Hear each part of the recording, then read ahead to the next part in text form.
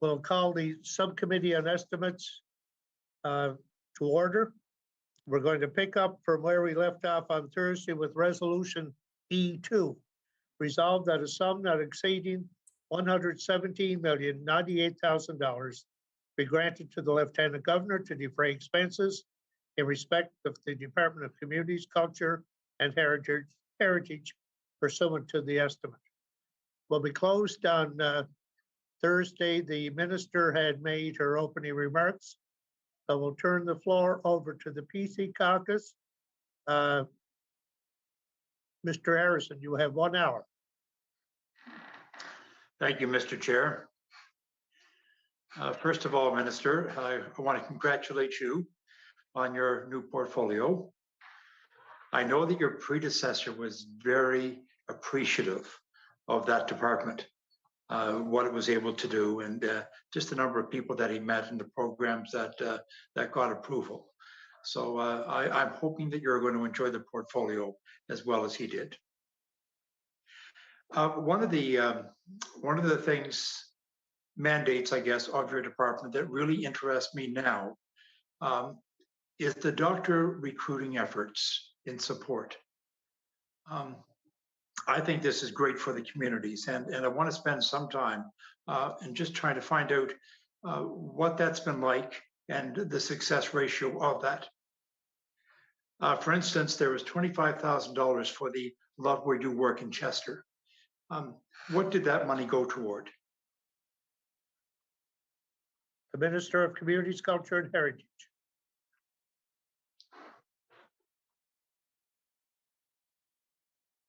You're on mute.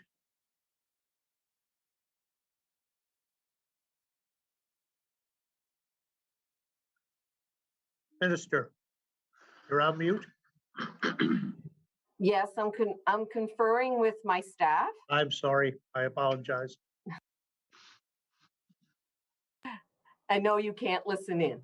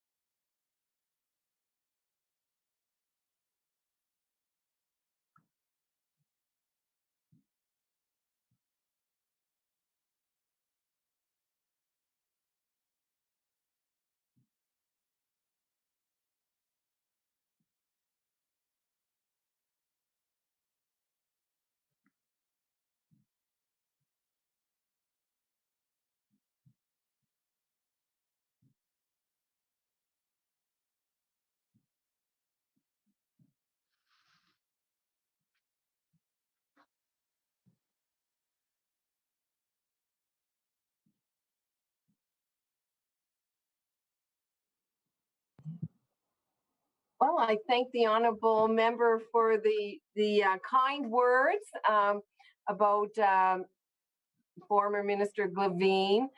He was certainly a great advocate for the arts and culture sector. He loved that.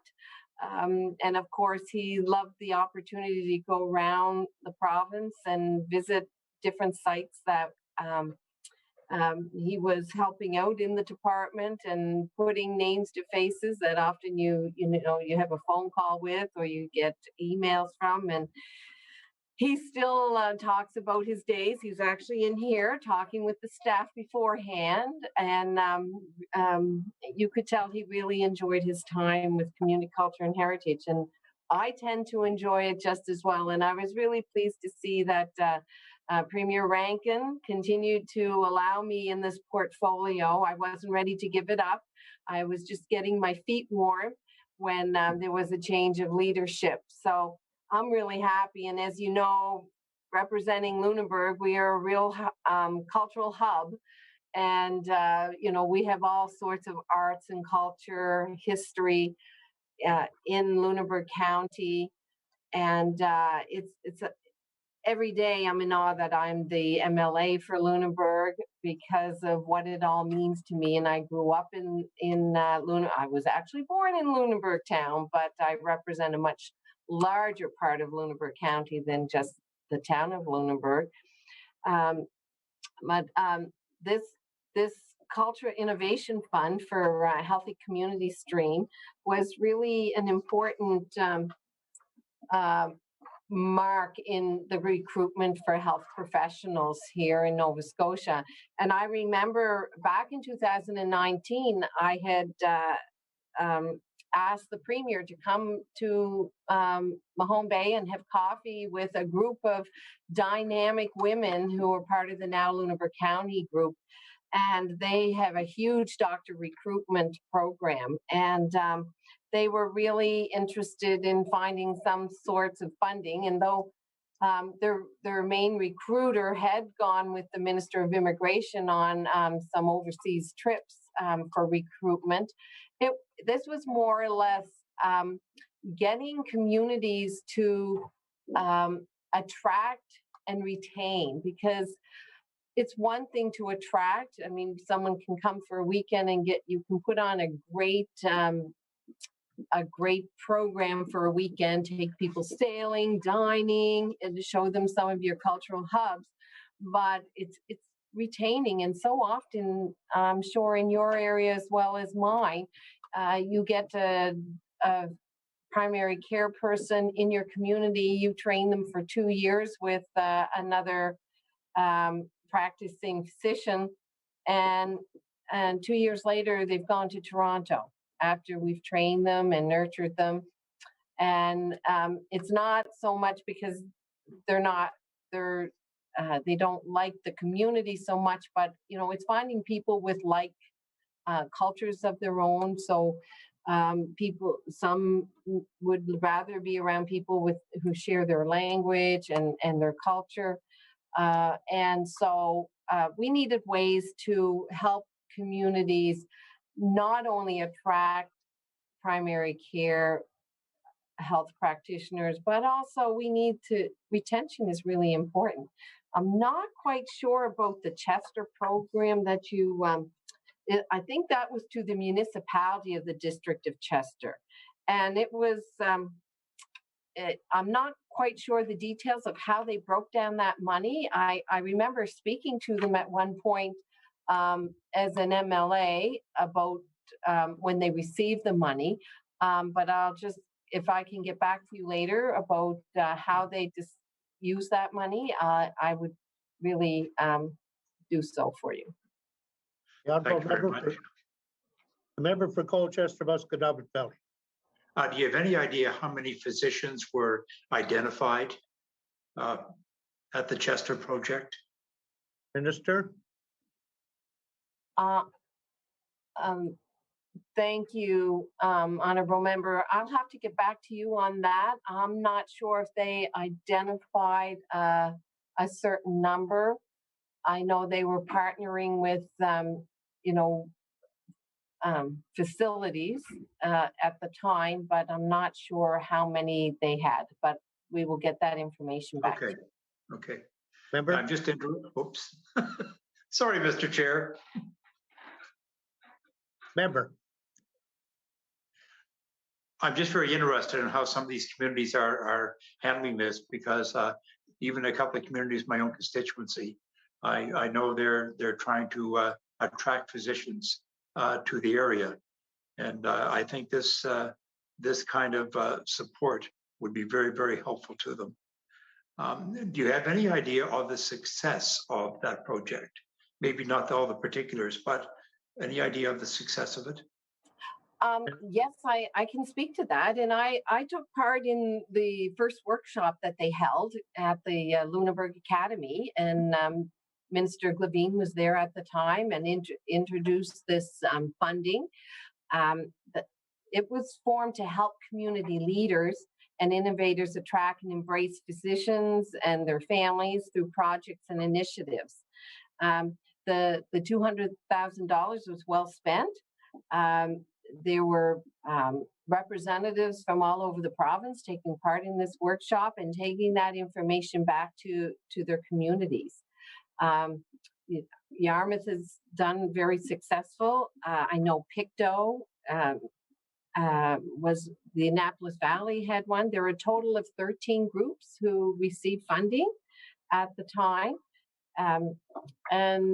Even though COVID hit us, many of these communities still via Zoom were able to keep in touch and try recruiting a little bit. I can tell you what now Lunenburg County does all sorts of wonderful recruiting.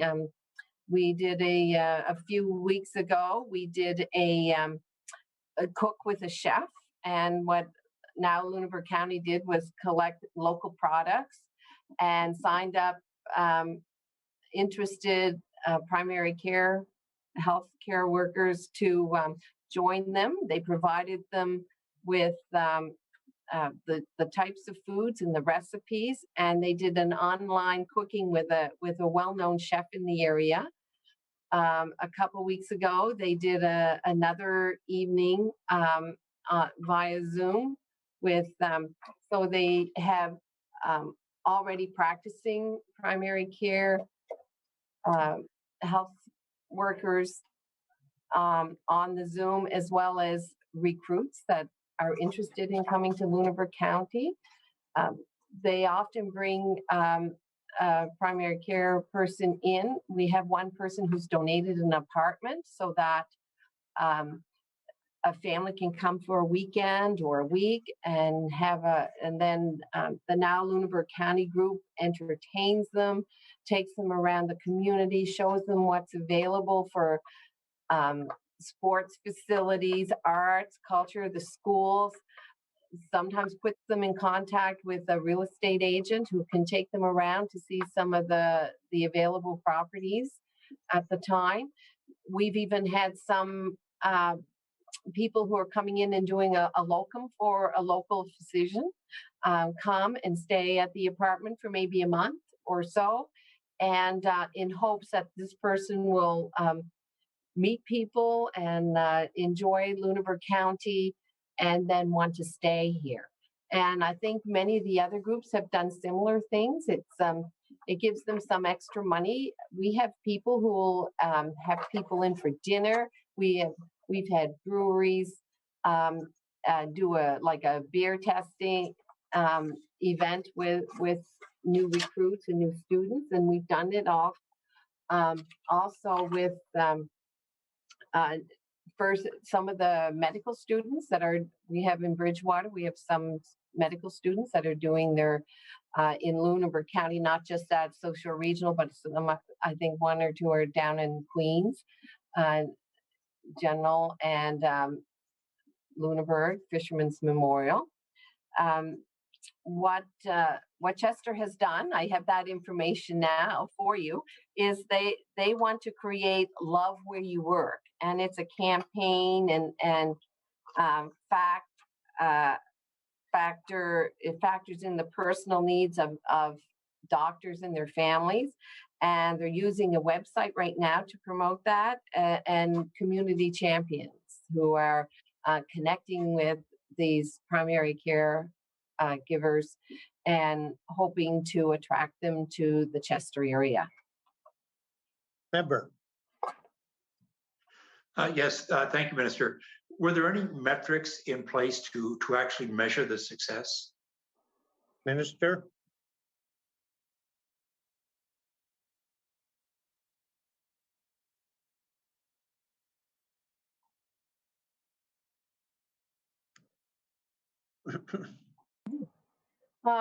Thank you for the question.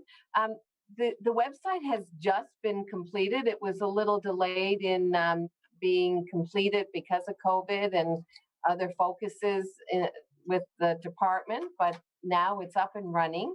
That will be part of having the site is getting a matrix and getting some statistics on how it's working, and we will hopefully next year by estimates be able to report more concise numbers for you.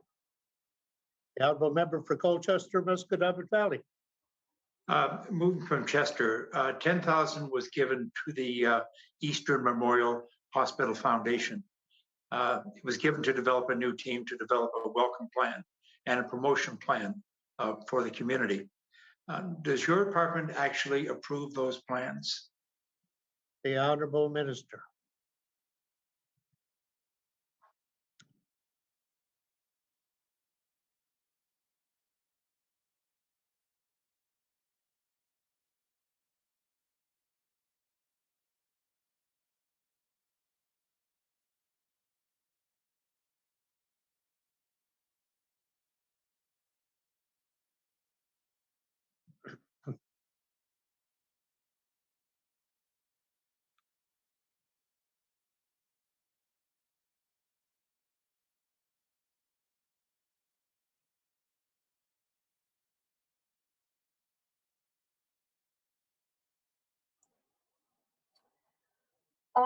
Yes,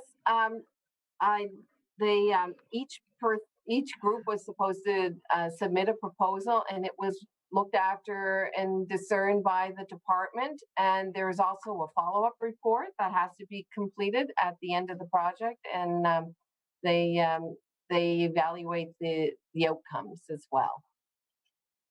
Member. Just for curiosity, digging into it a little bit more, what did the plan actually consist of? Minister.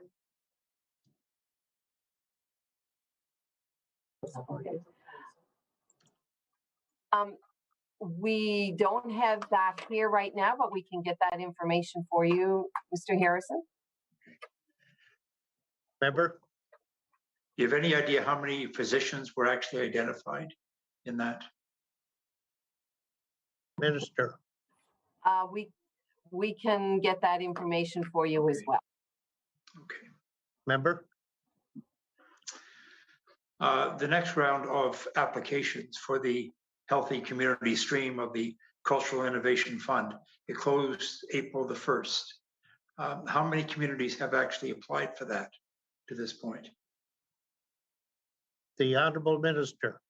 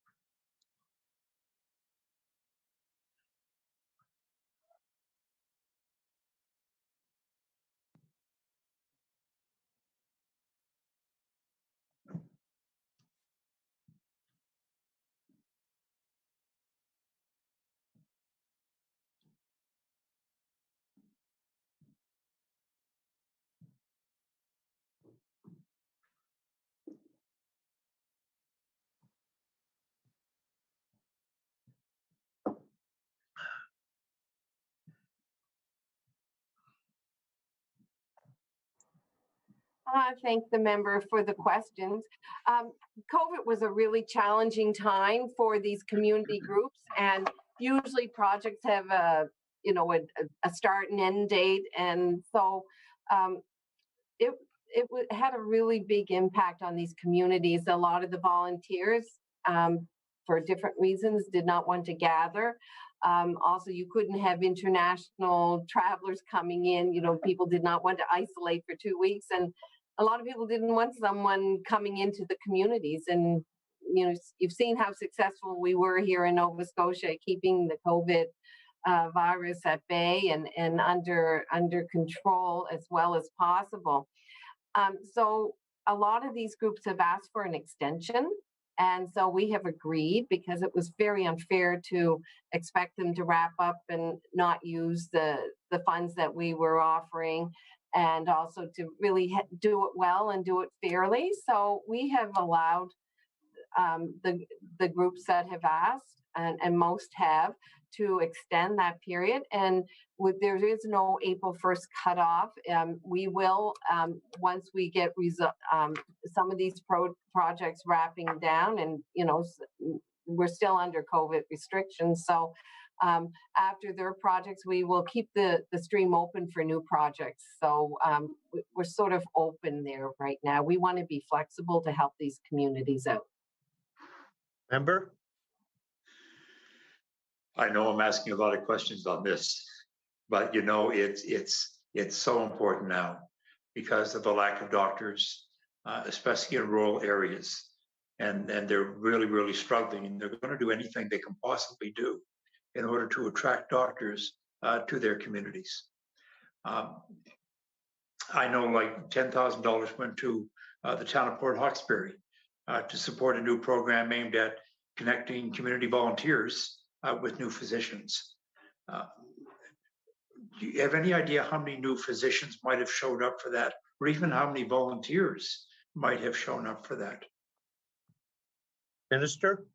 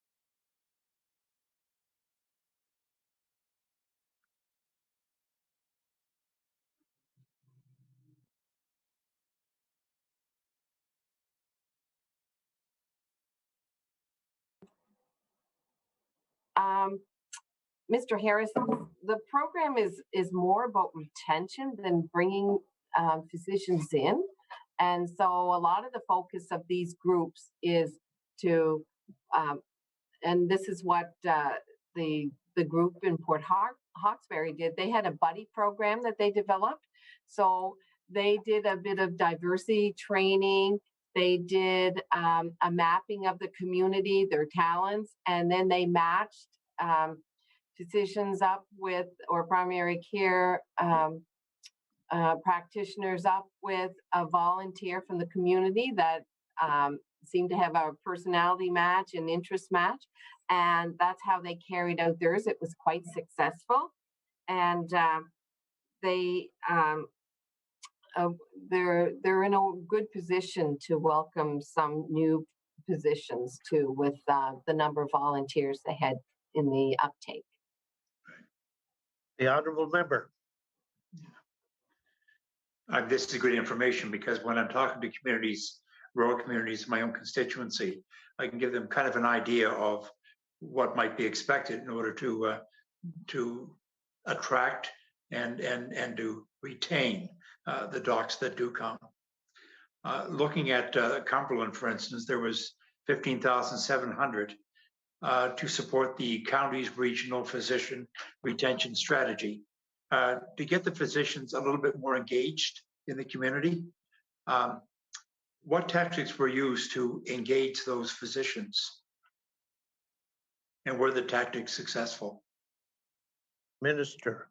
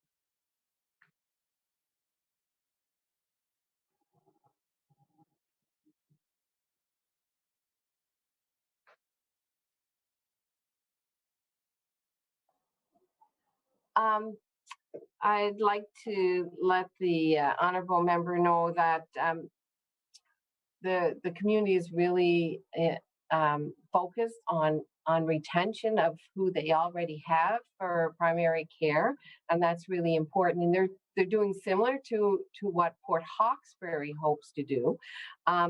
They, of course, COVID has really made this has delayed this project as well, because I know for myself, I have two sisters who are nurses, and they had to really limit their contact with outside people because they work in the healthcare. So it's really important that our primary care practitioners really practice,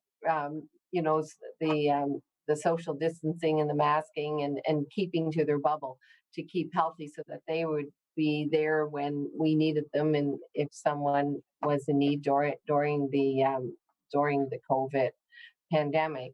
So it has delayed their project, but they do have people in the community that are going to be paired up with their current primary care physicians, and they will be taking them out and enjoying activities together, and making sure that they stay within their communities. And you had sort of started your question with, how different communities are doing things. When we had our conference, we so many of these community leaders met other community leaders or got names, and we'll gladly do that. If you know someone in your community or have a group that are interested, we will certainly talk to people and help them. We don't decide for you what you should do in your community, because you know your community best, and you know what you have there. So it's not fair for us to say, oh, you should do this or you should do that. But we can put you in contact with your volunteers, in contact with other volunteers in communities, and through networking, they can come up with some really creative ideas and share ideas. So please feel free to contact the office, and we will happily do that. And also, there are many grants that are out there, and for other things, like maybe you want to make sure your community looks like they're doing projects on food security. So we have programs that we can help you get funding for, to strengthen your food security, and which will be an attraction to recruiting and retaining physicians in your area. So we are really about helping all these different communities to be inclusive and welcoming to anyone who comes. And I said earlier about people leaving because they haven't found a community. So it's really important that these programs focus on keeping their primary care workers in the community and not moving off to another place. A member for Colchester, Musqueam Valley. And Minister, I really do appreciate the task, and this task does not have a great environment in which to move right now. But I'm glad something is happening, and it will get better once COVID finishes. I'm hoping these programs will really start to escalate, and communities really can get docs in. I just have one final question on this, and I'll move to something else. How much money was actually distributed through the Culture Innovation Fund's Health Communication stream, and what kind of a success do you think it was? The Honourable Minister of Communities, Culture and Heritage.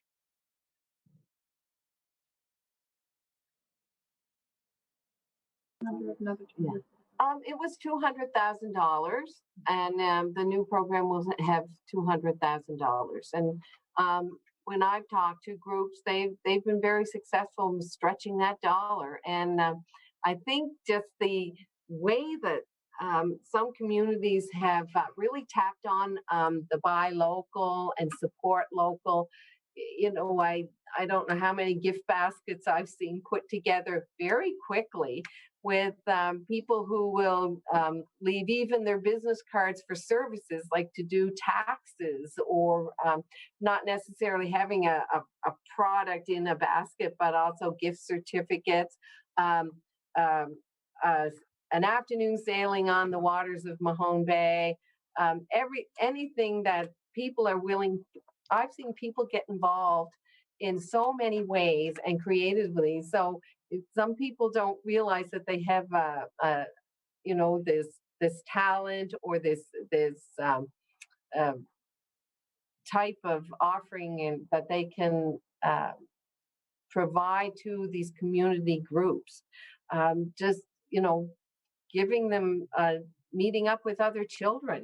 If you have a primary care person who's interested, who has children, bring your children along and take them on an outing, because it will help them feel comfortable in what their children will face as well when they move to a new community, because we know that's hard on families. And any kind of transition like that, it's already nice to know that when you're moving to the community, they've made friends before they came.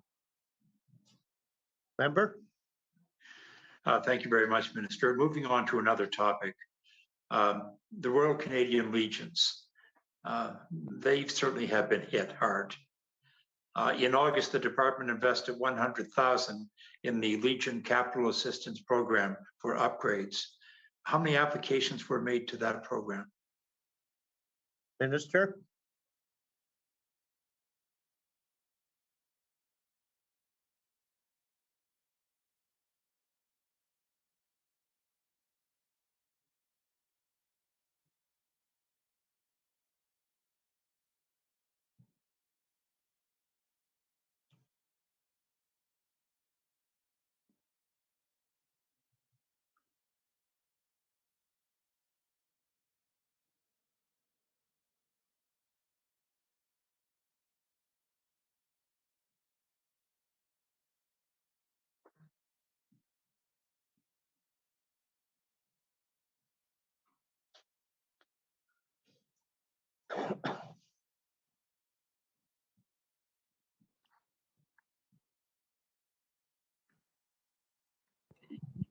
I thank the honourable member. I'm sure you have several legions in your constituency, as I do, and we know how important a role they play in the communities and keeping our history alive. We have a lot of retired military who, in their retirement years, have really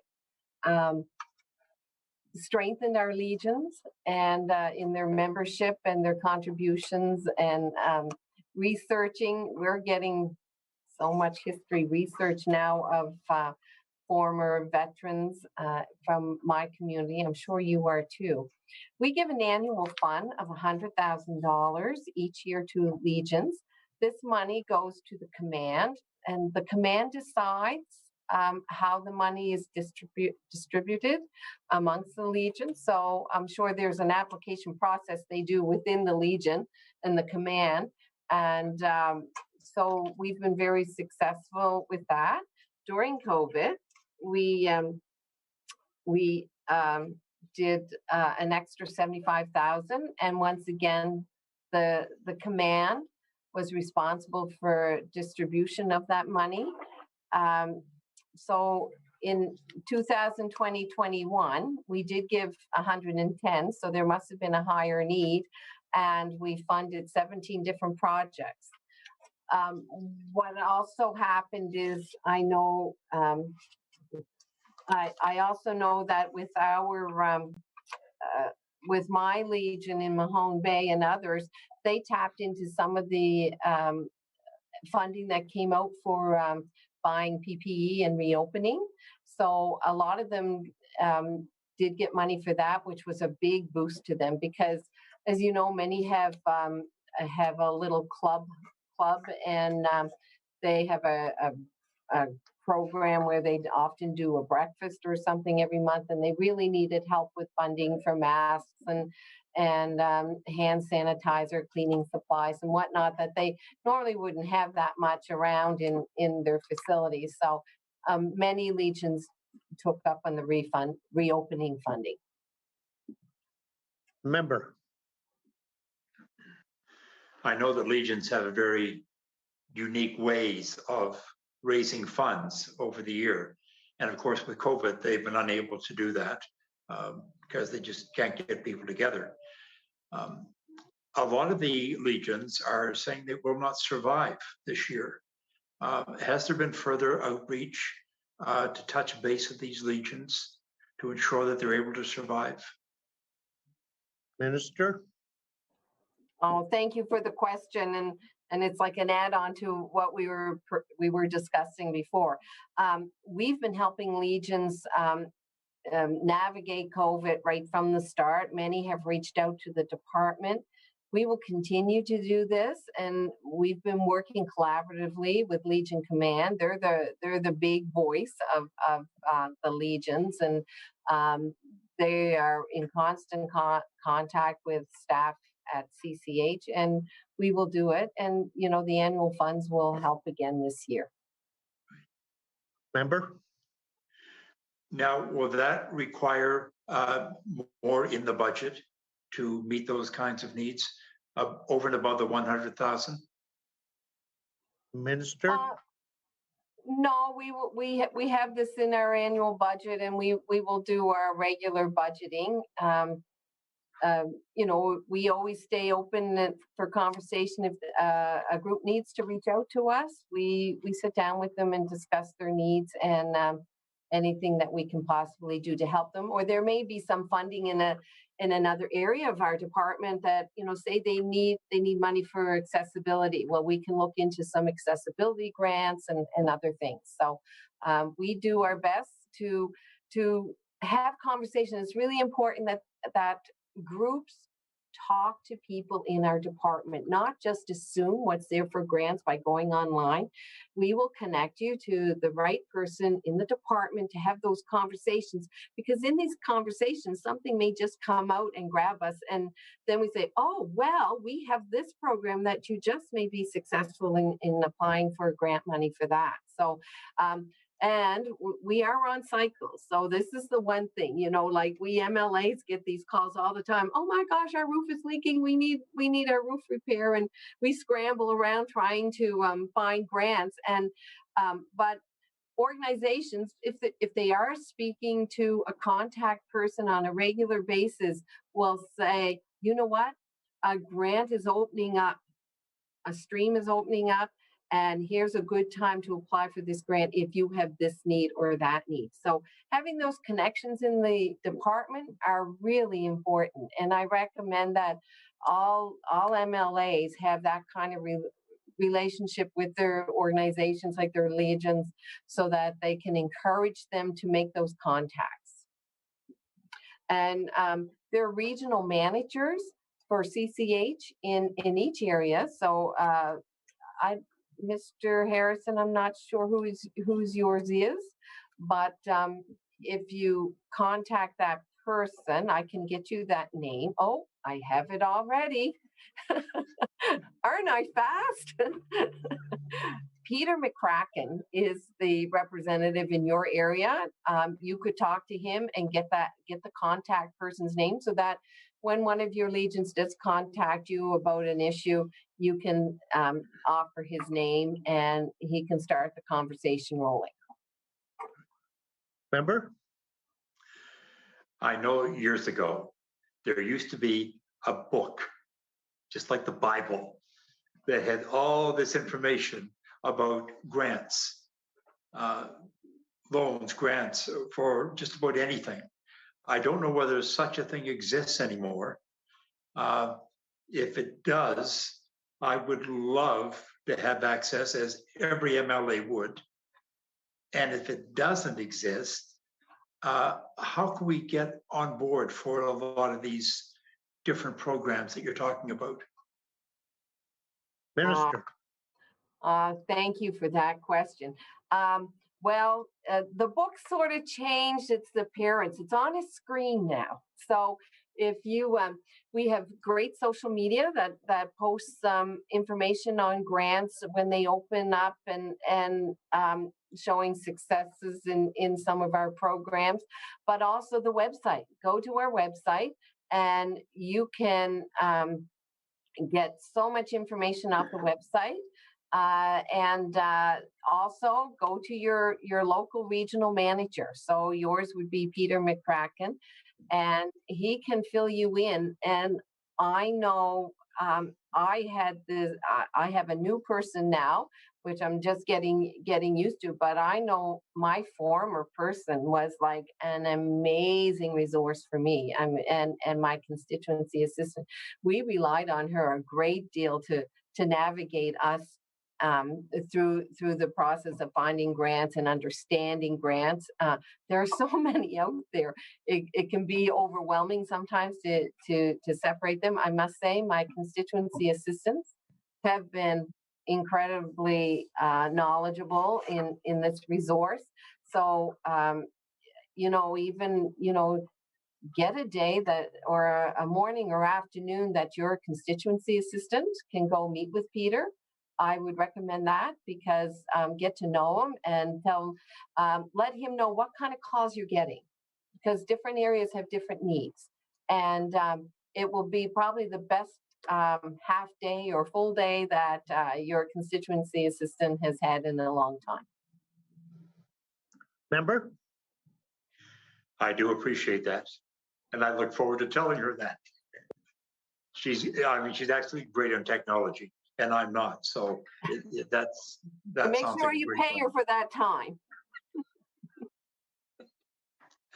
We'll do that. Member? The new art gallery. I know that the NDP member, is going to be going through a lot of the cultural stuff, certainly. But I just want to ask a couple of questions on the new art gallery. 3 designs were presented to the public. How many designs were actually submitted for that? Minister?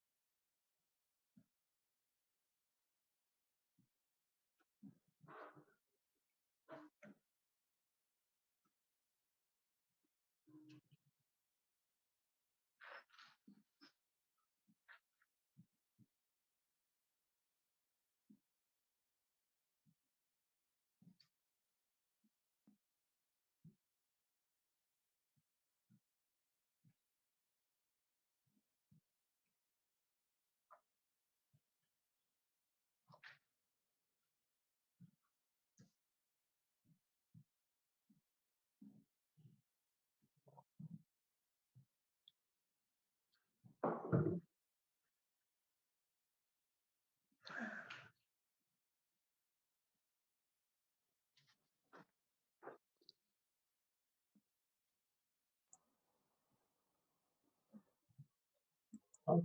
Well, thank you for the question, and we're a bit excited about the new art gallery. And I actually saw the design. Have you seen the design, Mr. Harrison? No, I had not. Okay. Well, there were 48 international design proposals that came in, not actual designs, but proposals. And then through a process of interviewing and whatnot, 3 were chosen. Can you imagine what a job that was? Anyway, and then 3 were asked to do designs, and then a jury selected the winning number. But people had input, and there was a period of time, and I just snuck in close to the end of the time period with going down and seeing the proposed designs. And they were quite remarkable, very different. All 3 were very different. And but the public had a chance to come in to they did open up a part of the gallery, and with proper protocols for COVID, the public was allowed to come in. Plus they could view online. It was very easy to access that with on the internet, and but a lot of people walked in and like I did and got to look at the designs, and they were quite remarkable. Member? When you're out talking to people, some will say, is this the right time for an art gallery? I'm asking you, is it? And why is it? Minister?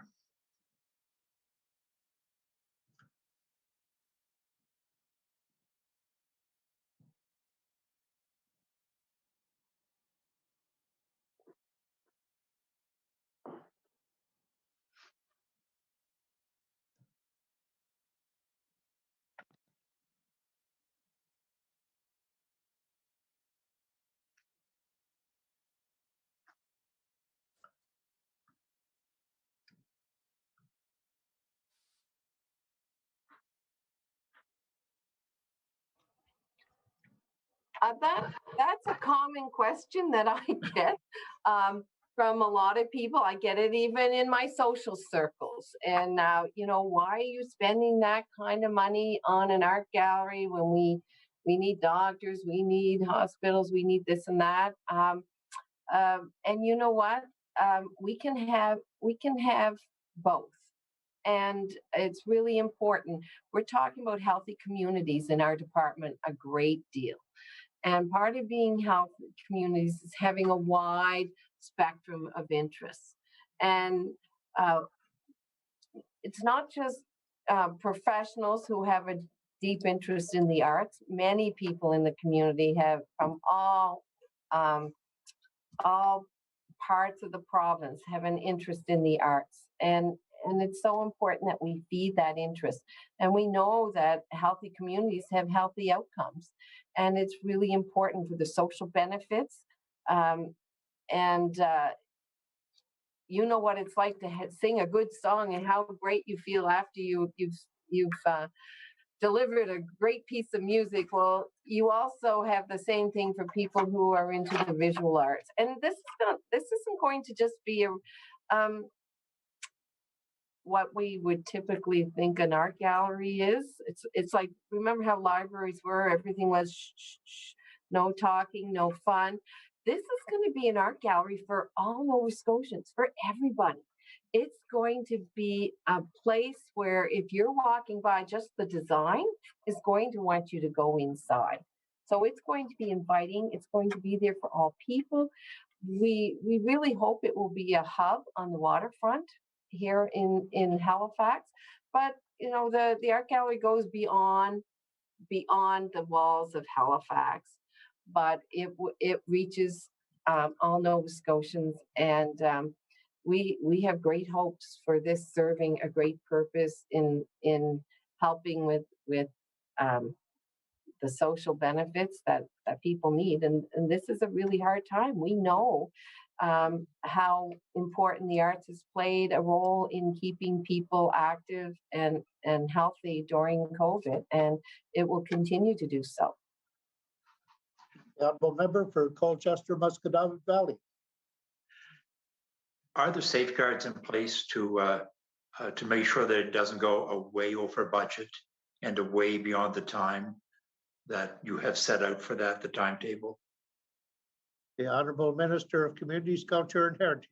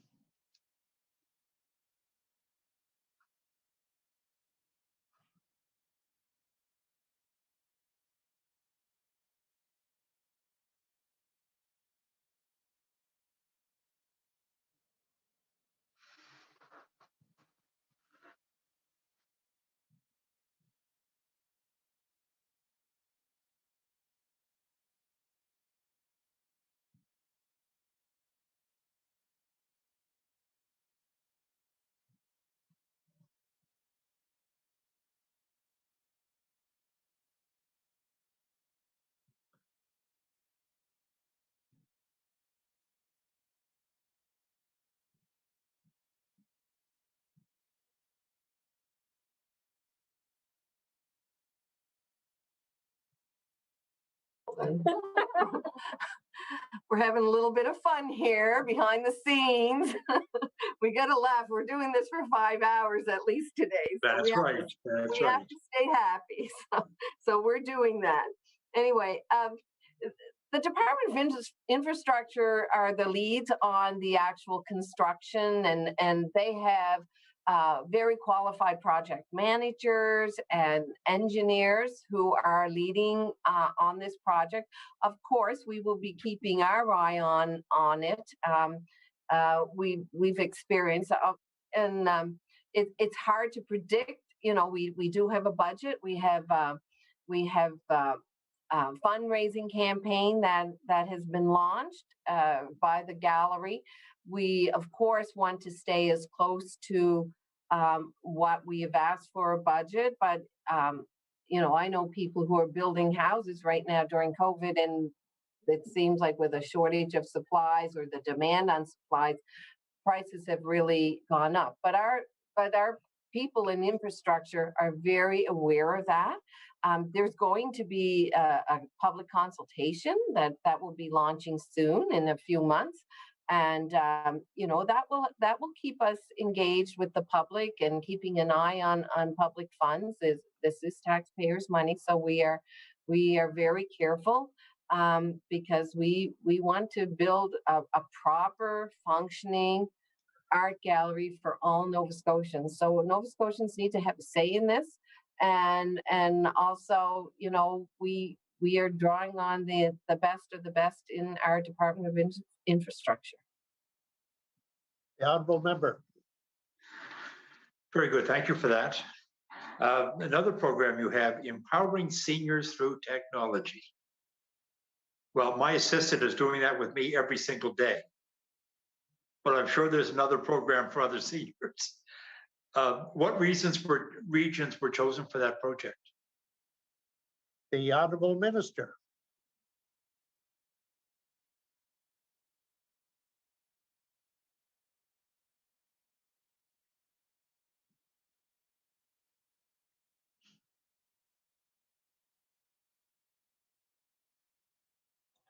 Mr. Harrison, can we have clarification on what program you're asking about? Is it one that the libraries are doing?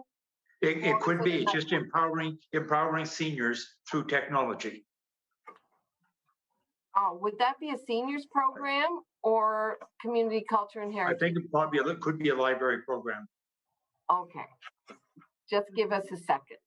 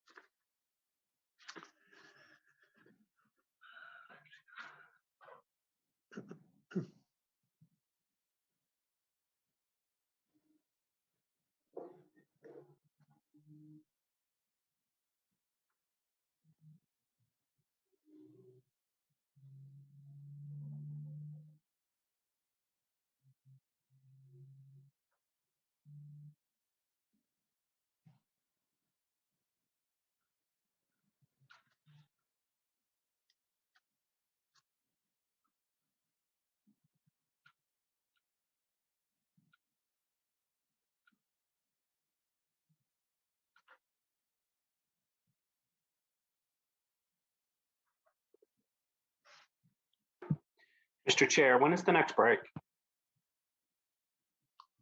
In 3 minutes.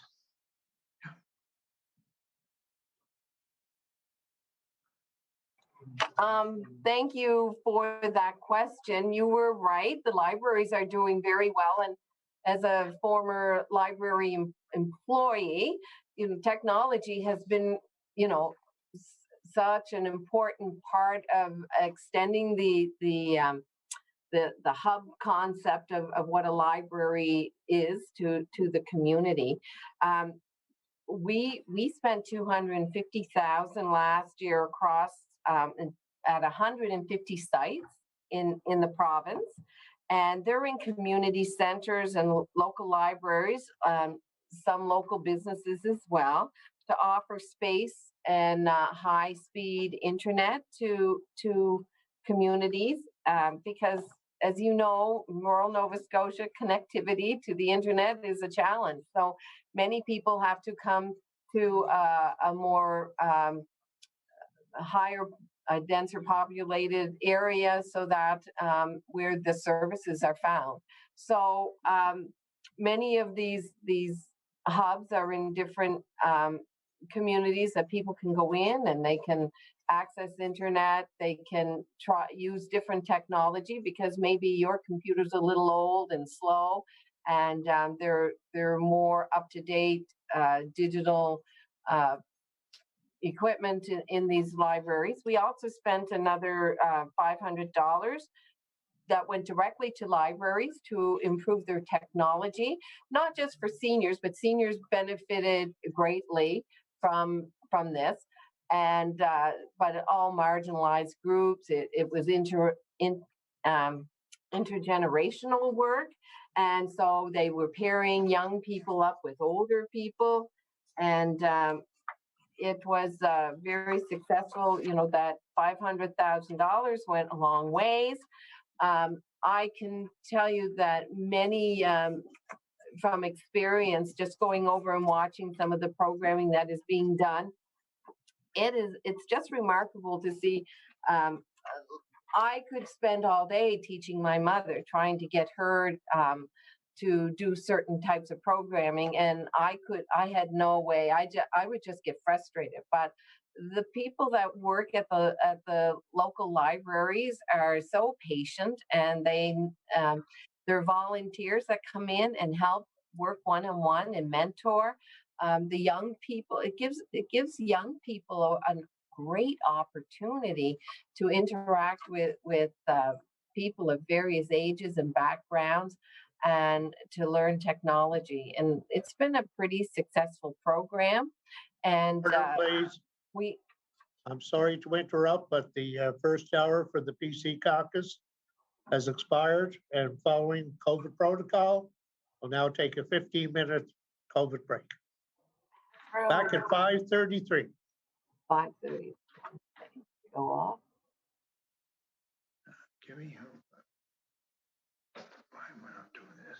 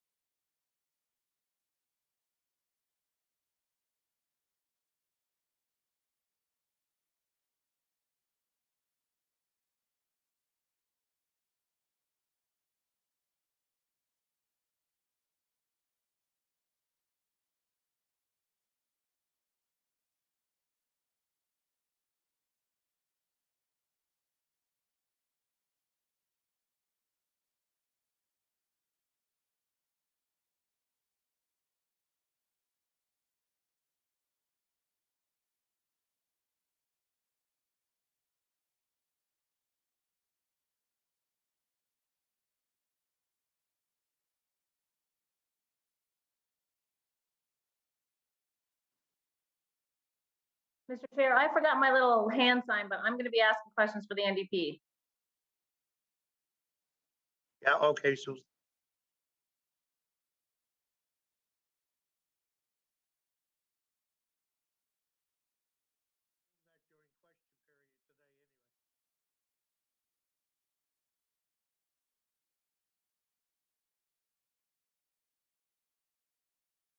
During question period today anyway.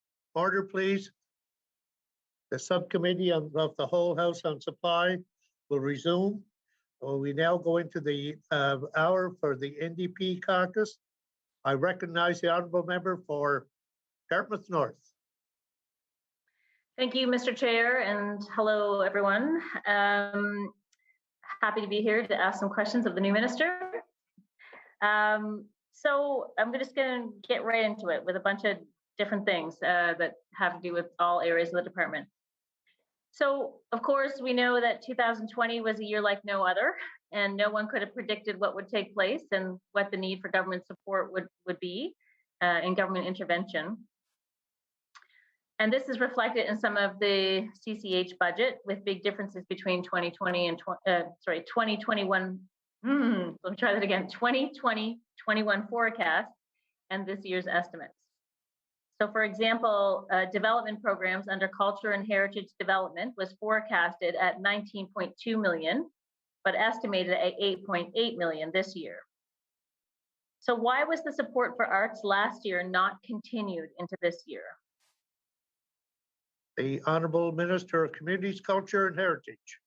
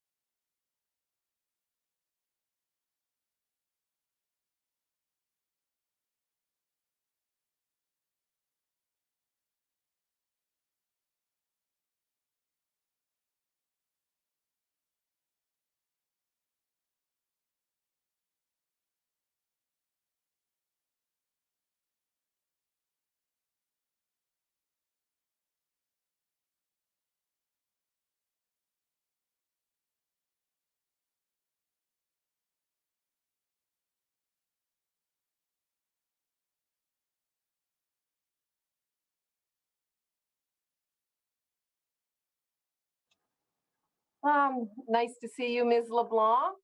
And you have a break from the chairing seat. I know that's a long sitting and chairing. I respect Mr. Bain's time in the chair as well. So we do not analyze the prior year's forecast to the new year estimates, since the new year pertains to a different operating plan, and the prior year's forecast is the evolution of the prior year's operation plan. Now, I'm not an accountant, but this is how they practice it in the department. You would have seen it, this increase was primarily due to investments in community infrastructure, and that totaled $6,835,000. The COVID emergency funding for arts and culture, which was 2.1 million, which you spoke to earlier today. Funding from the Nova Scotia Power and Efficiency Nova Scotia support, the Atlantic Compassion Fund, that was 1 million. And there was also a humanitarian relief to Beirut, which was $1 million. So that's where the difference is. The Honourable Member for Dartmouth North. Great. And similarly, sorry, I just tried a new microphone. Is this okay? Similarly, development and support for recreation and supports organizations was forecast at 15.3 million last year, but estimated at 6.6 million this year. So wondering why, again, it was lowered, and was it considered to make that support or whatever that spending was permanent? And after I hear your answer to that, I'll just sort of talk about it in more general terms. The Honourable Minister.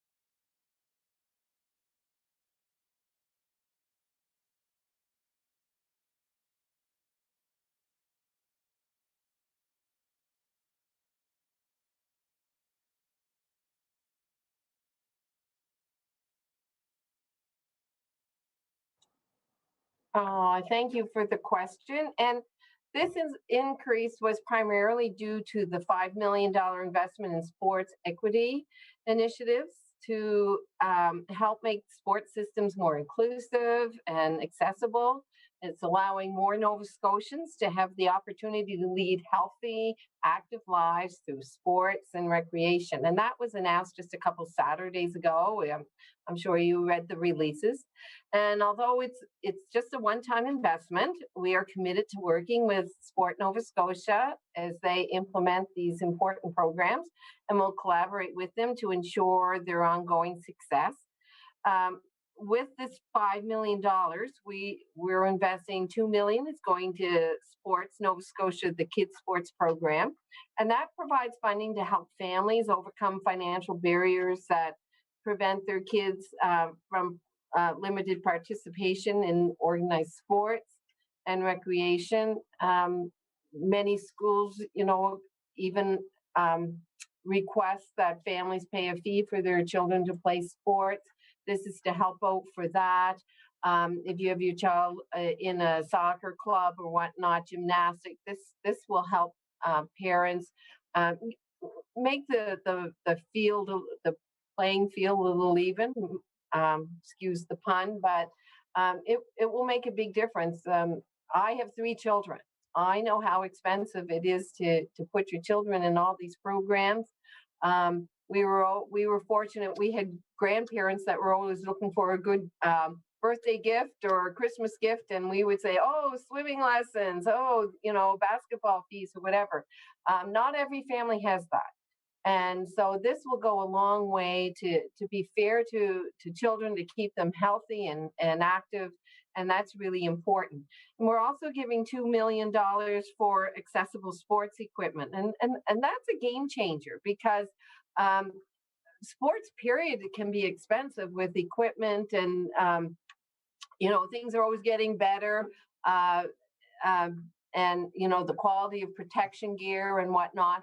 And this fund will really it will increase the access to recreation facilities and improvements of, with equipment all across the province, which maybe in denser areas like HRM, there were more opportunities for people with disabilities to access programs for physical activity, but this will be province wide. So it's a really big step in what we're offering.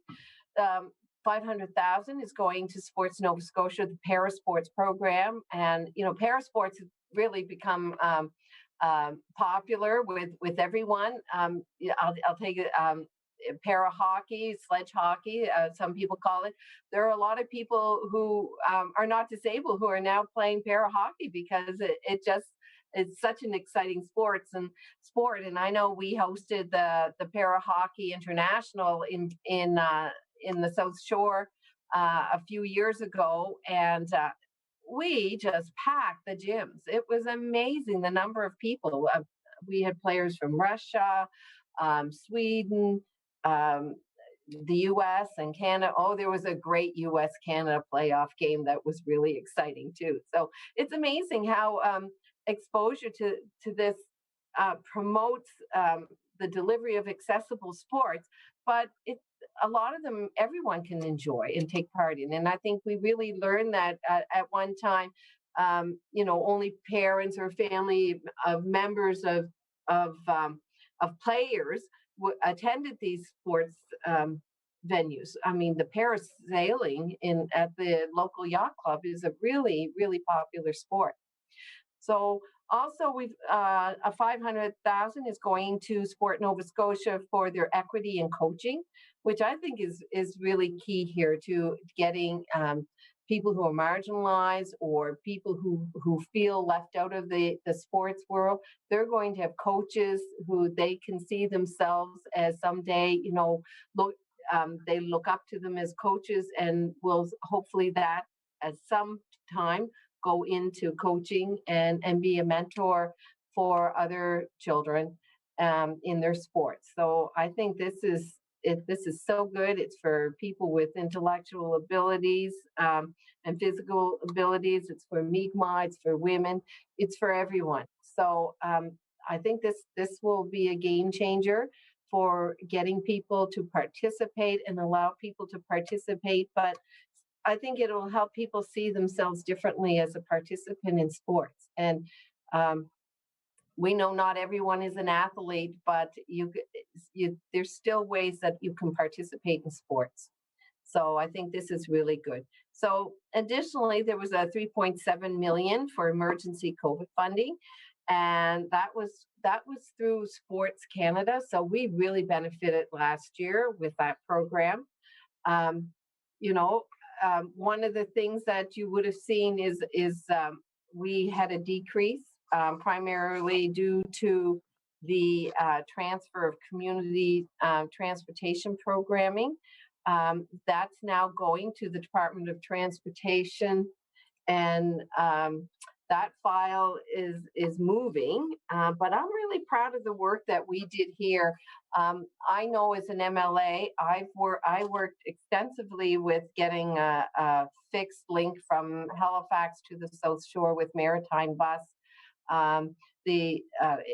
The local municipalities wanted to be part of it, but not financially part of it, because they just felt it was too much of a risk for them to invest. But the Department of Community Culture and Heritage, I worked a lot with them this is prior to me being a minister. I was really impressed with their outreach to smaller communities in rural areas. You're fortunate you live in HRM, so you have a great transit system that you can use. But in rural Nova Scotia, getting just to doctor's appointments, getting to a library is really difficult. So now we have this fixed route in my area that we can get around to the 3 towns, which is great. And then Bridgewater has their own transit program, which the community of Community Culture and Heritage helped fund, and it was really successful. So once you get to Bridgewater, which tends to be the hub in the South Shore for services, you can get to the library, you can get to the hospital, you can get to the mall, you can get to the grocery store. So that's a real game changer for rural Nova Scotia. And we really feel that the transportation programs did build stronger communities, and that's going to be passed along. We've seen some First Nations communities now connected. Ecosoni has received some funding, and they will fund their own inter-transit, but there'll also be a link to Sydney, which is a game changer for them as well.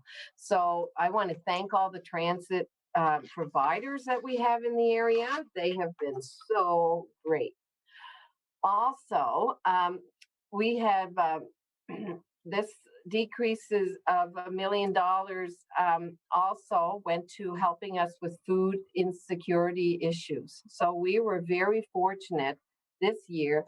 A lot of people during COVID struggled to get to grocery stores, and we know how prices rose in many areas. We also know that some people had transportation issues. Others, they were just at loss. Some people were scared to go out in the public to go grocery shopping. So it really highlighted the vulnerable populations here in Nova Scotia. It made us aware of how can we help with managing these food insecurities. So we invested $1 million in support. We are investing $350,000 to make the farmer markets in Nova Scotia. I use farmer markets myself, and they take, a lot of them are voluntarily run by the providers, but we need to. We found ways to help them out.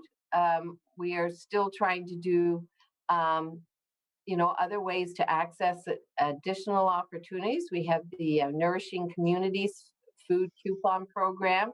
The mobile market has been a great success, and If you haven't been on it yet, the new bus is there. It came to the legislature. I don't know if you took advantage of that day and went on the mobile bus. It's brand new. It's clean. They designed it to what their needs are, how they felt they needed to serve the public. So it can be used in all kinds of weather. There's protection, and they can build around it. They have paid staff plus a huge volunteer group that helps them with the setup and serving customers. They practice great COVID skills. They even have hand washing facilities, so people are safe. But they're able to go to places that they weren't able to go with. They were using Metro buses, which was great. I mean, it was great that we were able to use that, and Metro Transit were collaborative in that program. But this can go further. It's more I guess, environmentally friendly, a smaller footprint, and we can take it anywhere it's needed, and it will serve more communities than fixed routes on transits. The honourable member. Well, thank you so much to the minister for that exceptionally detailed answer to my very simple question. I just would like to say, there's nothing to be afraid of here, Minister. I just want to ask a few questions with arts and culture, and I really hope that you can respect the fact that I have very little time to ask you some very important questions that are important to many, many people in this province, including artists, but not just, as you mentioned, athletes and people who use transit. Many, many people are interested in the answers to the questions that I'm going to ask you. I hope that I get to ask you tonight. So respectfully, Mr. Chair, I don't know what the actual rules are, but I'm hoping that I can get some reasonable answers to my questions. And I had lots of things to respond to in the minister's very long and detailed answer there. But I think that I'm just going to have to move on, of course, because I don't have a lot of time to ask these very important questions. So my next question is, can the minister explain if there's funding for doctor recruitment in the budget under CCH? And if there is, what line is it under and how much is it for? And is it an increase or a decrease from last year? The honourable minister.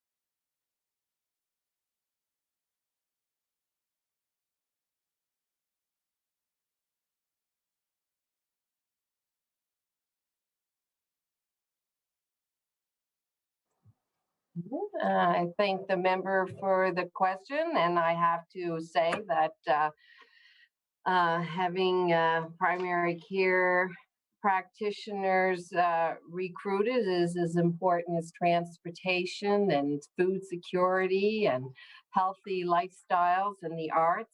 And we really take it seriously, all our programs at CCH. I think you're asking for the support for culture fund, which is found in the budget. It has remained consistent this year.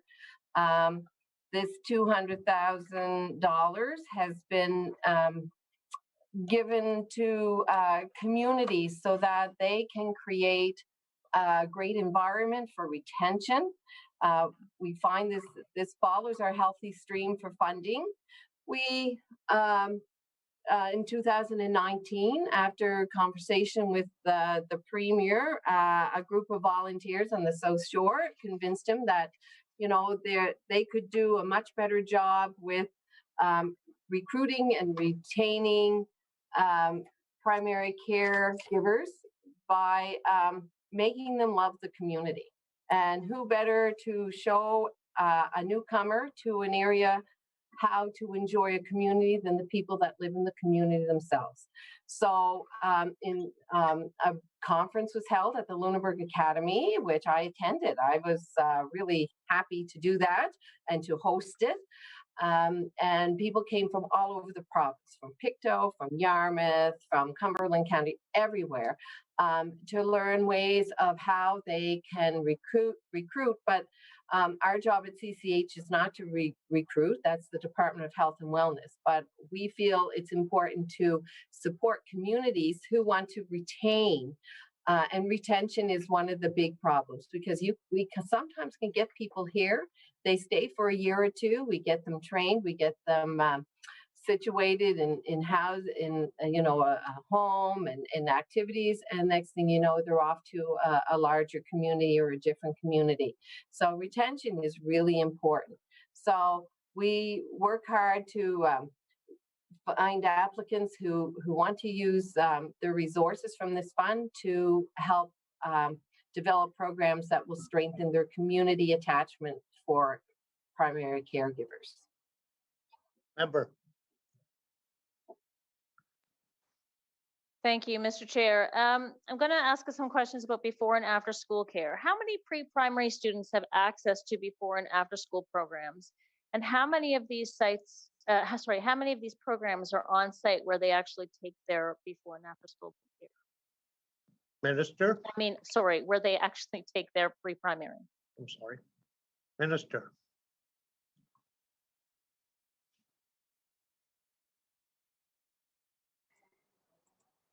That would be under the Department of Education, not us. Member. Okay, my understanding was that some after-school programs are like not the Department of Education ones, like not Excel, but the other sort of like privately run or not-for-profit run after-school programs, before and after. Minister.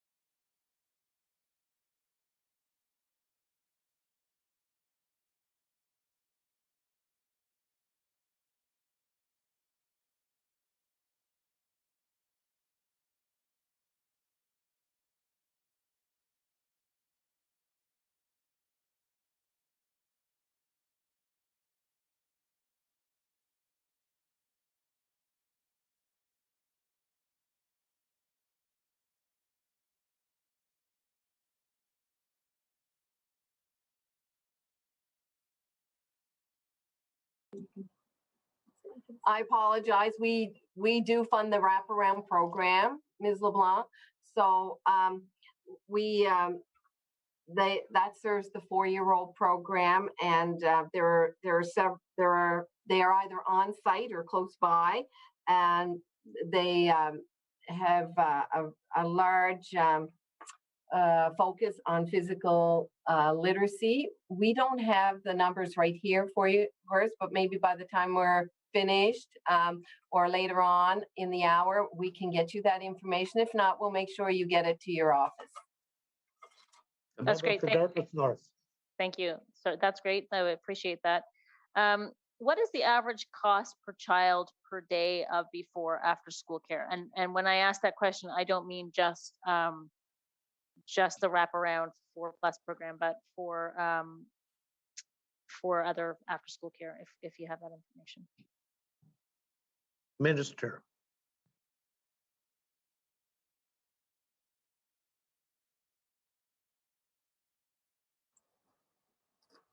We'll have to get that information to you as well. Okay.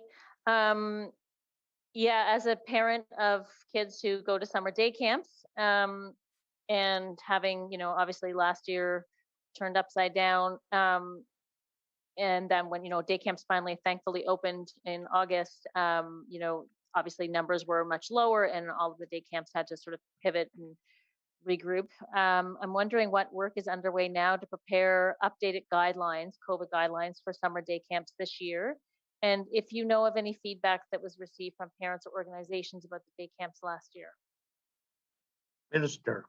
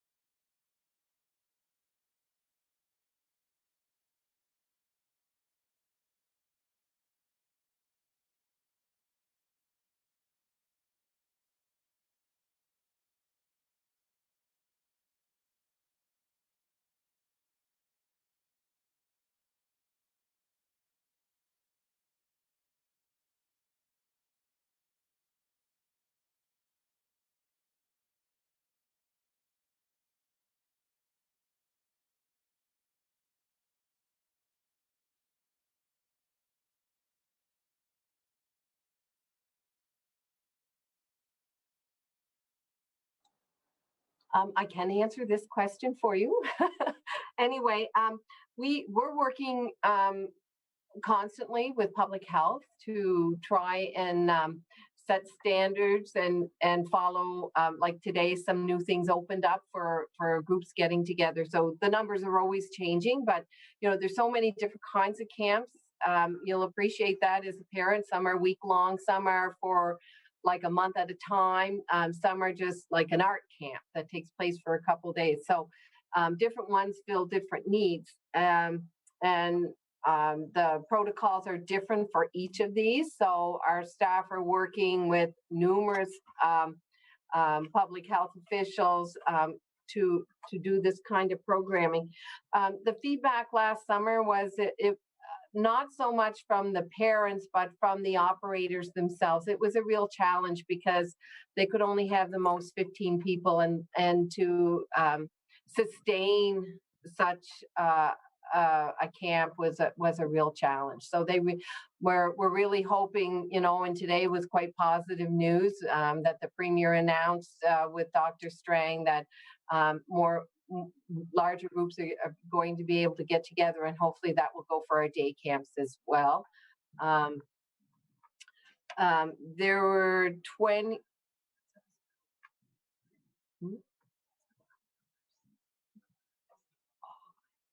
Okay.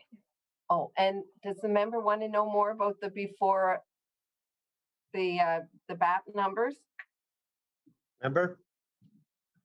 Sorry, the what numbers? Before and after. The before and after school numbers. Sure, I do have some of that information now. There are 28 sites around, and there are about 627 children involved in those. The costing models vary depending, but $11 to $19 a day seem to be the numbers that we're getting, and subsidies are available. So as you know, those are always for those who qualify, and that's income-based. The member for Dartmouth North. Okay, thank you. Does the department have any plans to provide any extra funding to organizations who are running camps to offset additional costs like PPE, to offset the fact that they might have to have smaller groups of students or kids, increase cleaning and that kind of thing? So yeah, all of those extras that come with COVID, does the department have any plan to help offset those costs? The Minister of Communities, Culture and Heritage.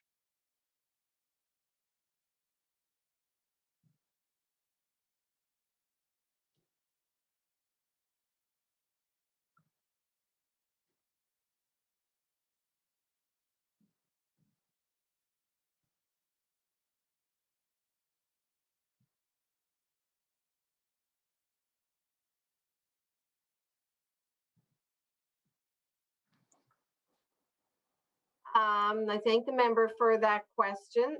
It's not a question we've really had a whole lot of. We've had some Ys and Boys and Girls Club reach out to us, but we haven't heard from many camps. Should they approach us, we would certainly entertain conversation with them. Honorable member. Great. Okay, thank you. Does the department track any information about how many organizations offer day camps and how many children participate in the province and that kind of thing? And if so, could it be provided to us? Honorable Minister.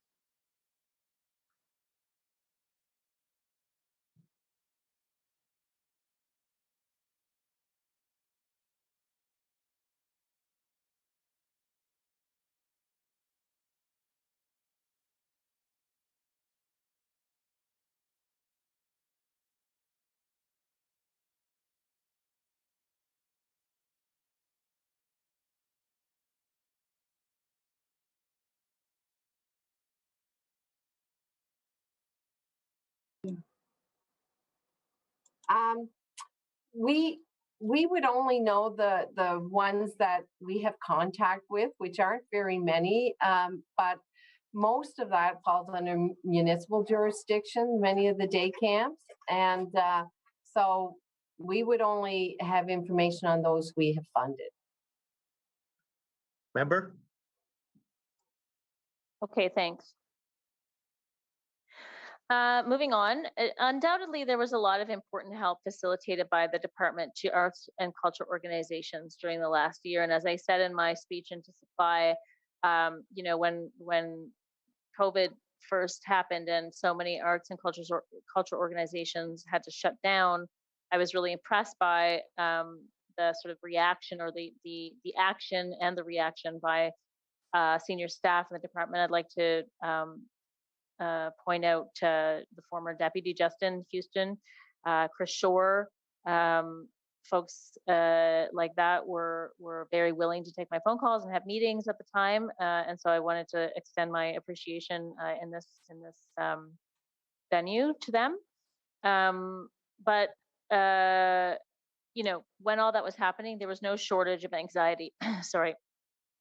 Our caucus pressed the department for literally months and months of 2020 to develop and share with the public and with the arts and cultural organizations a plan for support during COVID-19. And we know that there was federal funding available, and some organizations were able to rely on the Canada Emergency Wage Subsidy, which was very helpful. And many individual artists were able to rely on the CERB, which was a lifesaver.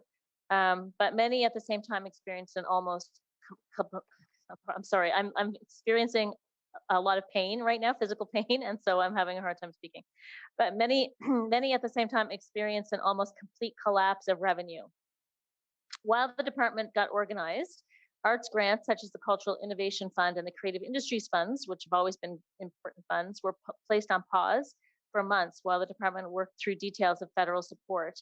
And some support from the province eventually arrived. As you know, I believe you were the minister that announced that. but it took an incredible amount of advocacy, maneuvering, and from a group of organizations for this to be accomplished.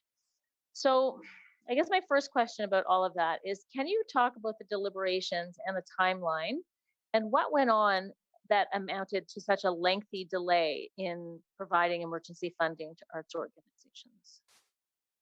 Minister.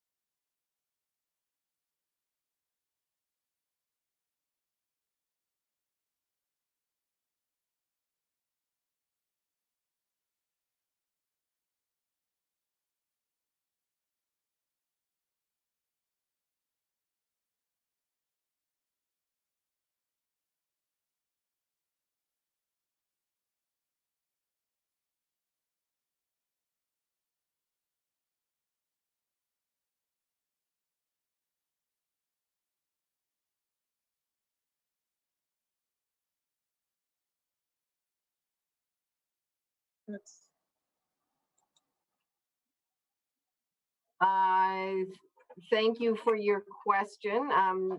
This was, there were pressures all over departments beyond CCH, and I think everybody had felt some kind of challenge with COVID, and we certainly saw that, especially in our relationship to with our clients and the regular people that we keep in touch with. We essentially were waiting for funding. I wasn't here for much of this, as you know, so I can only speak to what I know with staff filling in gaps. But my understanding is that waiting for the federal funding to see what was going to be assisting us in delivering funding. We did get operational money out the door rather quickly here in the department. So if maybe you were normally only going to get your stuff in October, you got it last spring very quickly. So they tried to do that. Our staff was in constant contact with members, and you spoke to that, talking to people like Chris Shore and different ones. When I came in October, I was really impressed with the urgency that the staff placed on finding funding for the arts community. They tried to meet as much as possible and get a better understanding. Very quickly, I got briefed. I also went on Zoom meetings with members of the sector to hear about their concerns, and it we tend to think of Halifax as the only hub. It was all over Nova Scotia, Ms. LeBlanc. Arts communities really needed some help. So I thought a very quick turnaround from after having our meetings, we get the 2.1 million from Treasury Board, because that had to go, it just doesn't happen. There's a process to building up a case for getting grant money and funds, and everything has to be vetted through Treasury Board and then Cabinet. We were able to do that. But and once that came in, we had a good turnaround. Staff worked all through the Christmas holidays to get checks out in January to recipients, and the uptake was really good. I think 89 different groups received funding, and we've had a lot of positive feedback on that. Member. Thank you very much. Yes, I want to point out, it's funny, there's been many references to the fact that, because I'm an HRM MLA, that I think that the world revolves around the HRM, and I absolutely know that that is not the case. And I am a constant advocate for any department that I'm sort of the critic of, for what's going on in rural areas in Nova Scotia. In fact, I started my theater career in the Valley at Mermaid Theatre and Two Planks and a Passion and the Atlantic Theatre Festival. So I've worked at Festival Antigonish and I guess that's it in Nova Scotia, but and my theater companies performed in Parsborough. So I understand how completely vital the arts communities, the arts and culture is to those rural communities. In many cases, they're the backbone of a big part of the backbone of why people even go to some of those communities as tourists and visitors. So one of the key demands from theater organizations, as you know, including Two Planks and a Passion, Ross Creek Center for the Arts, Neptune, Theatre Nova Scotia, 2B Theatre, Mulgrave Road in Guysborough, Eastern Front, Mermaid in Windsor, Festival Antigonish, Zupa, was that the funding be not restricted to new and additional initiatives. So there was a little funding stream that came out before that emergency operational money, the 2.1 million, that was dedicated to sort of pivoting to online or virtual events, which was really helpful. And in fact, I've witnessed many of those the things that came out of that funding, and there's lots more that are sort of still being made. But that being said, simply needed help with their core funding. They didn't want to have to do new things. Need to figure out with what their regular work is. So I'm wondering how much, or if you could talk about the extent to which this was incorporated into the approach of funding. I mean, like I said, I know that there was a special stream, but in terms of the way that the grants, the way that people had to apply for the money, or organizations had to apply for the emergency money, was there any restrictions on the money, or was it open for anyone to apply for, and for whatever? Minister.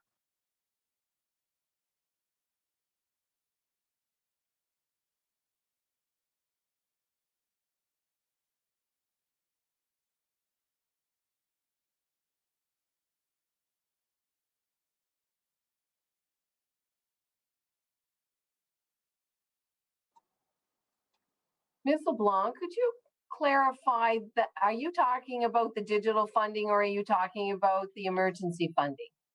So what I'm saying is, with the emergency funding, the 2.1 million, I believe, is the emergency funding amount.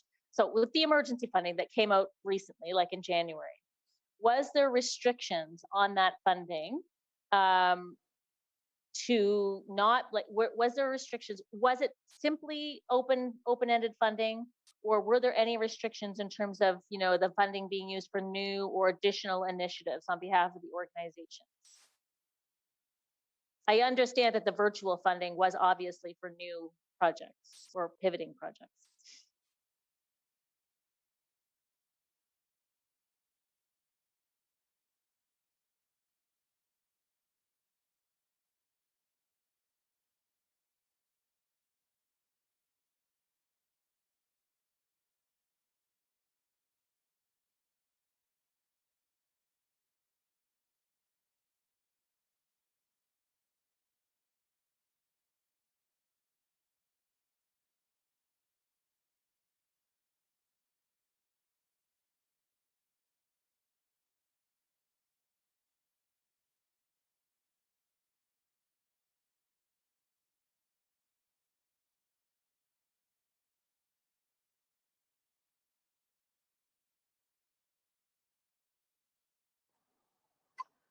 There weren't really restrictions on that money other than it was for new or they had to demonstrate a need for needing the funding. There weren't special requirements that we developed. It was for normal operations. But it was to help them to remain some stable. I mean, we couldn't fix everything for them, but we could help them through this rough period and, help them to restart, or some may have had, to make them able to function with a smaller crowd, but be able to have some performances, but they didn't have to recreate themselves. Is that what you were asking?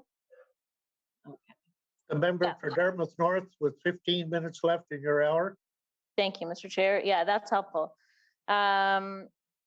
So now that I've said that I, focus on all parts of the province, I'm going to say this.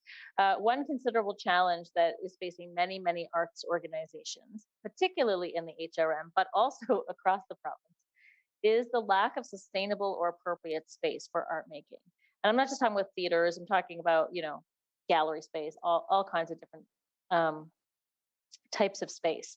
So what strategy is underway, or what funding is available specifically to support organizations who are facing infrastructure issues? Minister.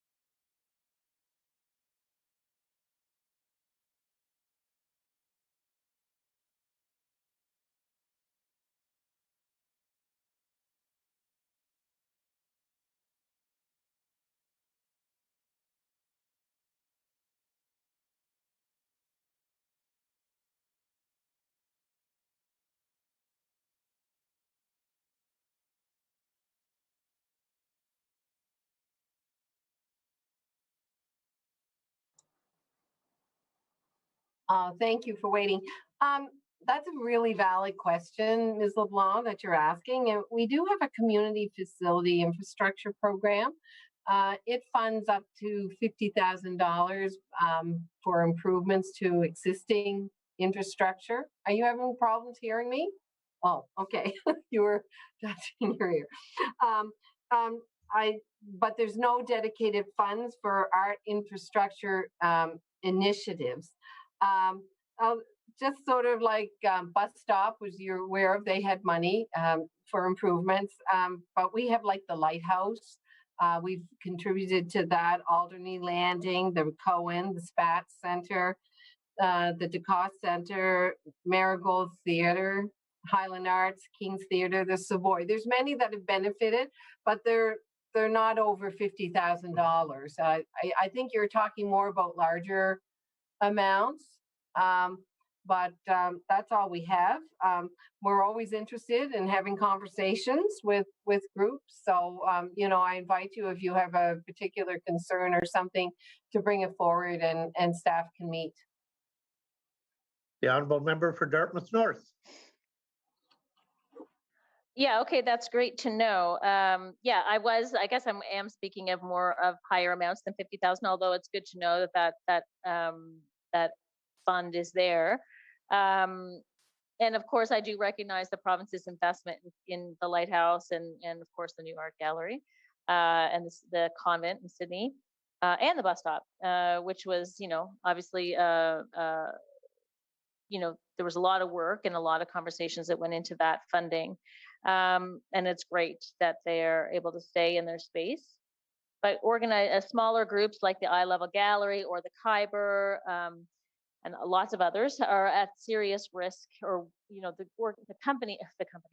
community is at a risk that we will lose these critical parts of our arts ecosystem. And that's these smaller places are where the young, new, emerging, diverse, or less established artists. That's where they start, right? So on that, I'm wondering when the Khyber had a recent capital campaign to cover some capital costs. I'm wondering if the province made a contribution to that campaign. Minister.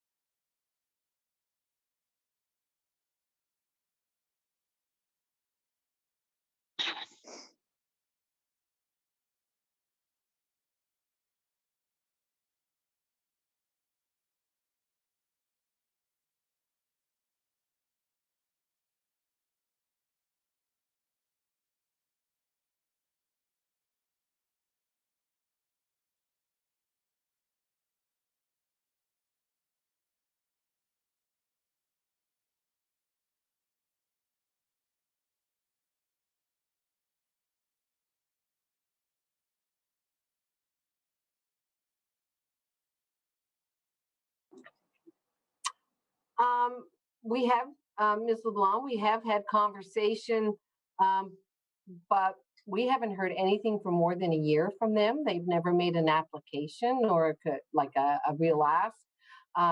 But we welcome conversation with them, but we haven't heard anything from them for some time. And that could be due to COVID too. Okay, great. The member for Dartmouth North with under 7 minutes left. Thank you. Sorry, Mr. Chair. You'd think that I would be very cognizant of your role in this conversation. Moving on to sort of granting programs, Arts Nova Scotia has not received any increase from last year in the budget. With inflation, of course, this amounts to a cut. Stable long-term arts organizations are crucial to a healthy and thriving arts culture and communities and communities in our province. I'm wondering if you can comment on why your government is choosing to continue to let Arts Nova Scotia funding stagnate.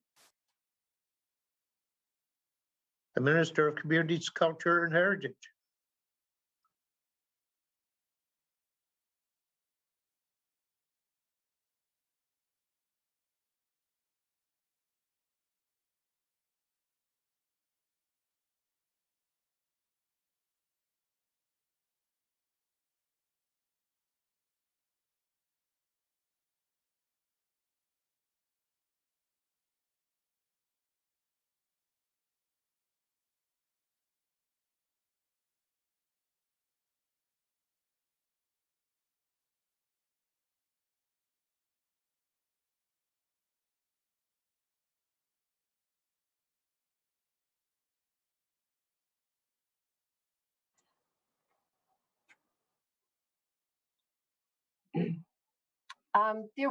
There were 18 operating grant clients of Arts Nova Scotia who received extra support through the emergency funding.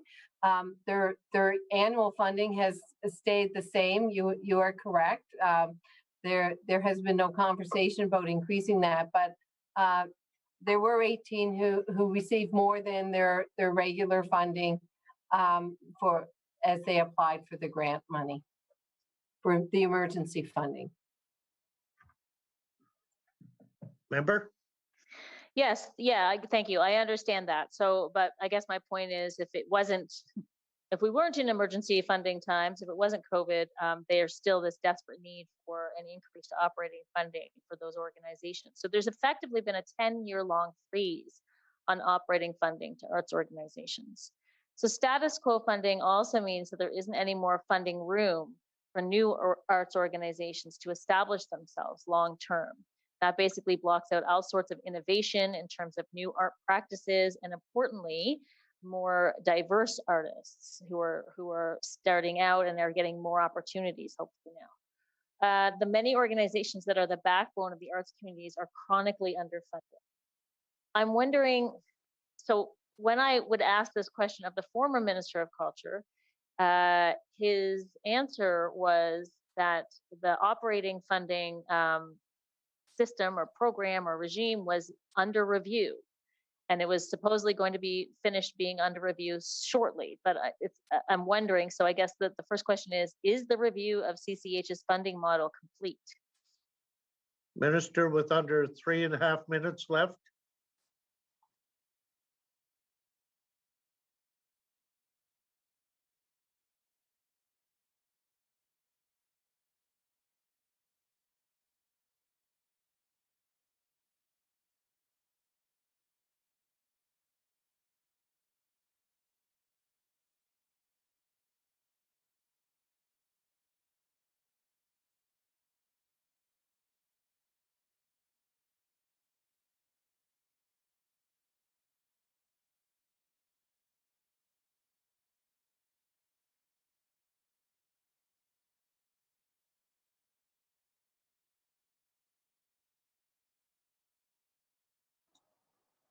Okay, I'll try and use up the rest of the time with this response, Ms. LeBlanc.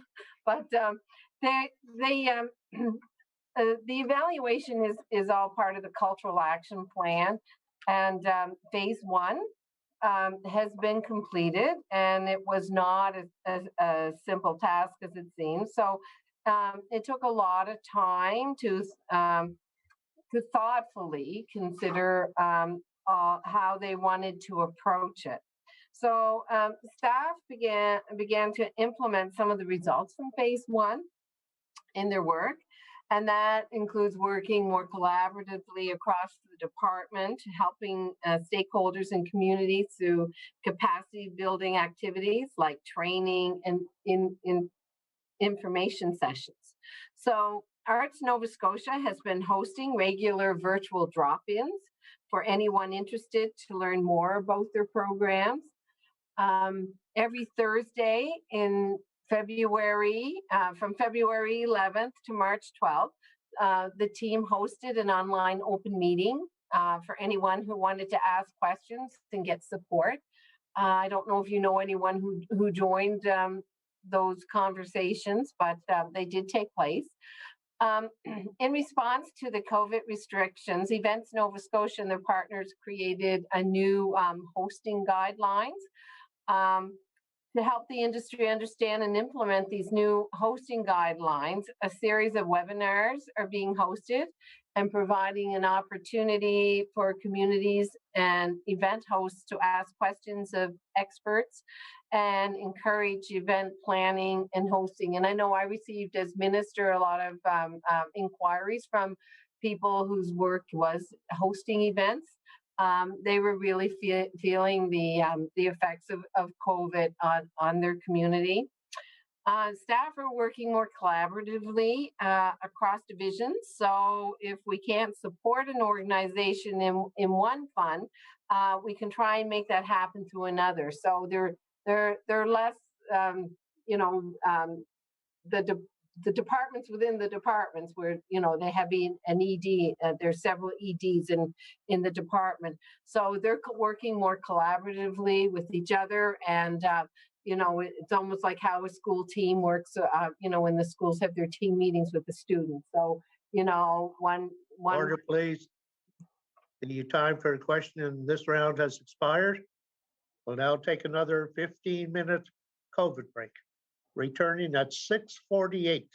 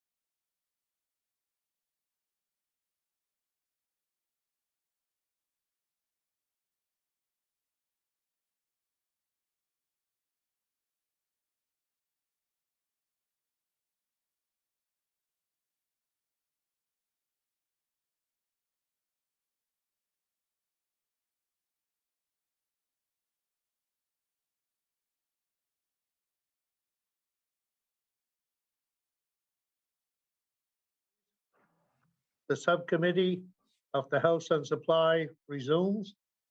And we go back to an hour again for the PC caucus. I recognize the honorable member for Queen Shelburne. Thank you,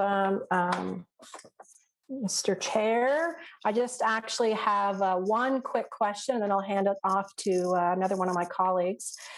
In the minister's opening remarks, it seems like those were forever ago, but they were just on Thursday.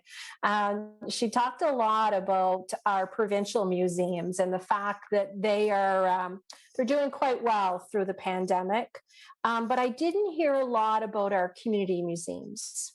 And as the minister would be aware, our community museums in our province are partially funded by Nova Scotia Community Assistance Program, but otherwise dependent on fundraising activities and donations to keep their doors open.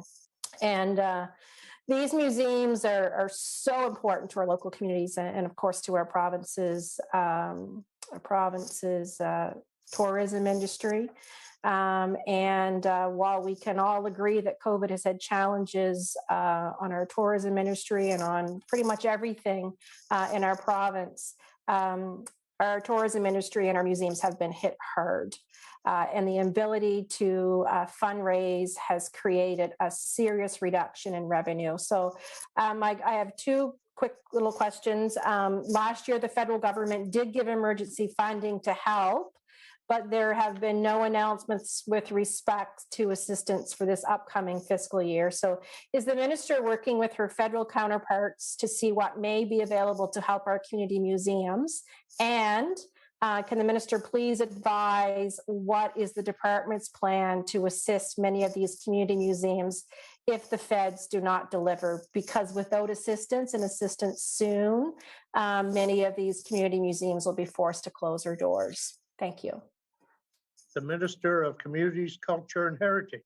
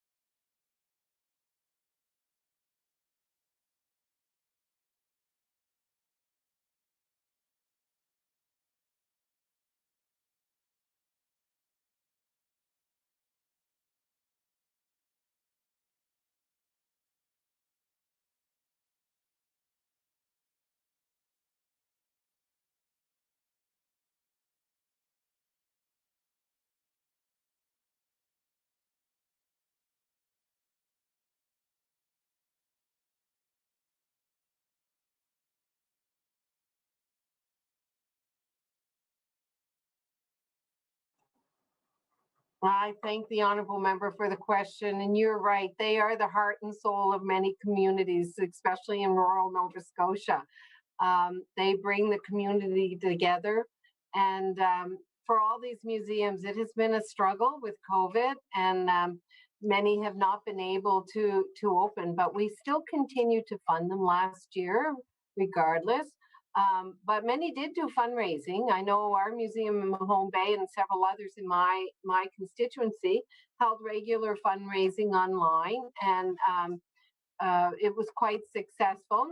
You couldn't do some of the big garden tours and things that many of them have, the teas and whatnot. But some were creative and did some fundraising. But of course, not as they normally would. We have raised this question with the federal government. They helped with funding last year, you were right, and we've raised this with them, and we are meeting with them next week, I believe, and we will bring it up again. even if these community museums are not opening or will, open, later in the season, we will continue to fund them as we have other years. And I must say that there's a really good relationship between our staff and the community museum folk. And they're in contact on a regular basis, and we will continue to do that. So I know we're all being hopeful with the vaccine that people will have their first vaccine by, I think, Canada Day. I heard on the news this morning, which would be a great celebration. And maybe we'll see more of these museums open.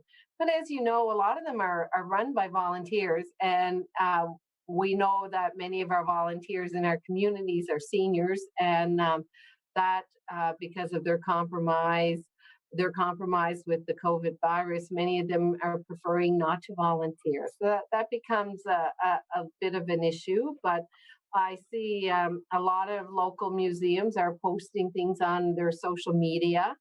Some are having auctions, and some are like digging through old photographs or getting some work done that they haven't been able to get to because they've been busy, and they're small operators. So sometimes there isn't time to do some research and whatnot. So a lot of the staff have been busy that way, but I'd love to see some of our museums open. I play tourist myself in my area, and I love visiting these small community museums. And it's not, we know the names and places, but I think they're gems too for the newcomers to our areas too, who've moved to other parts of Nova Scotia. They're just so amazed with the collections that some of these museums have, and we want to be able to share them with a wider community. So fingers crossed, we will get open, and hopefully there'll be some good outcomes from our meeting next week. The honourable member for Queen Shelburne.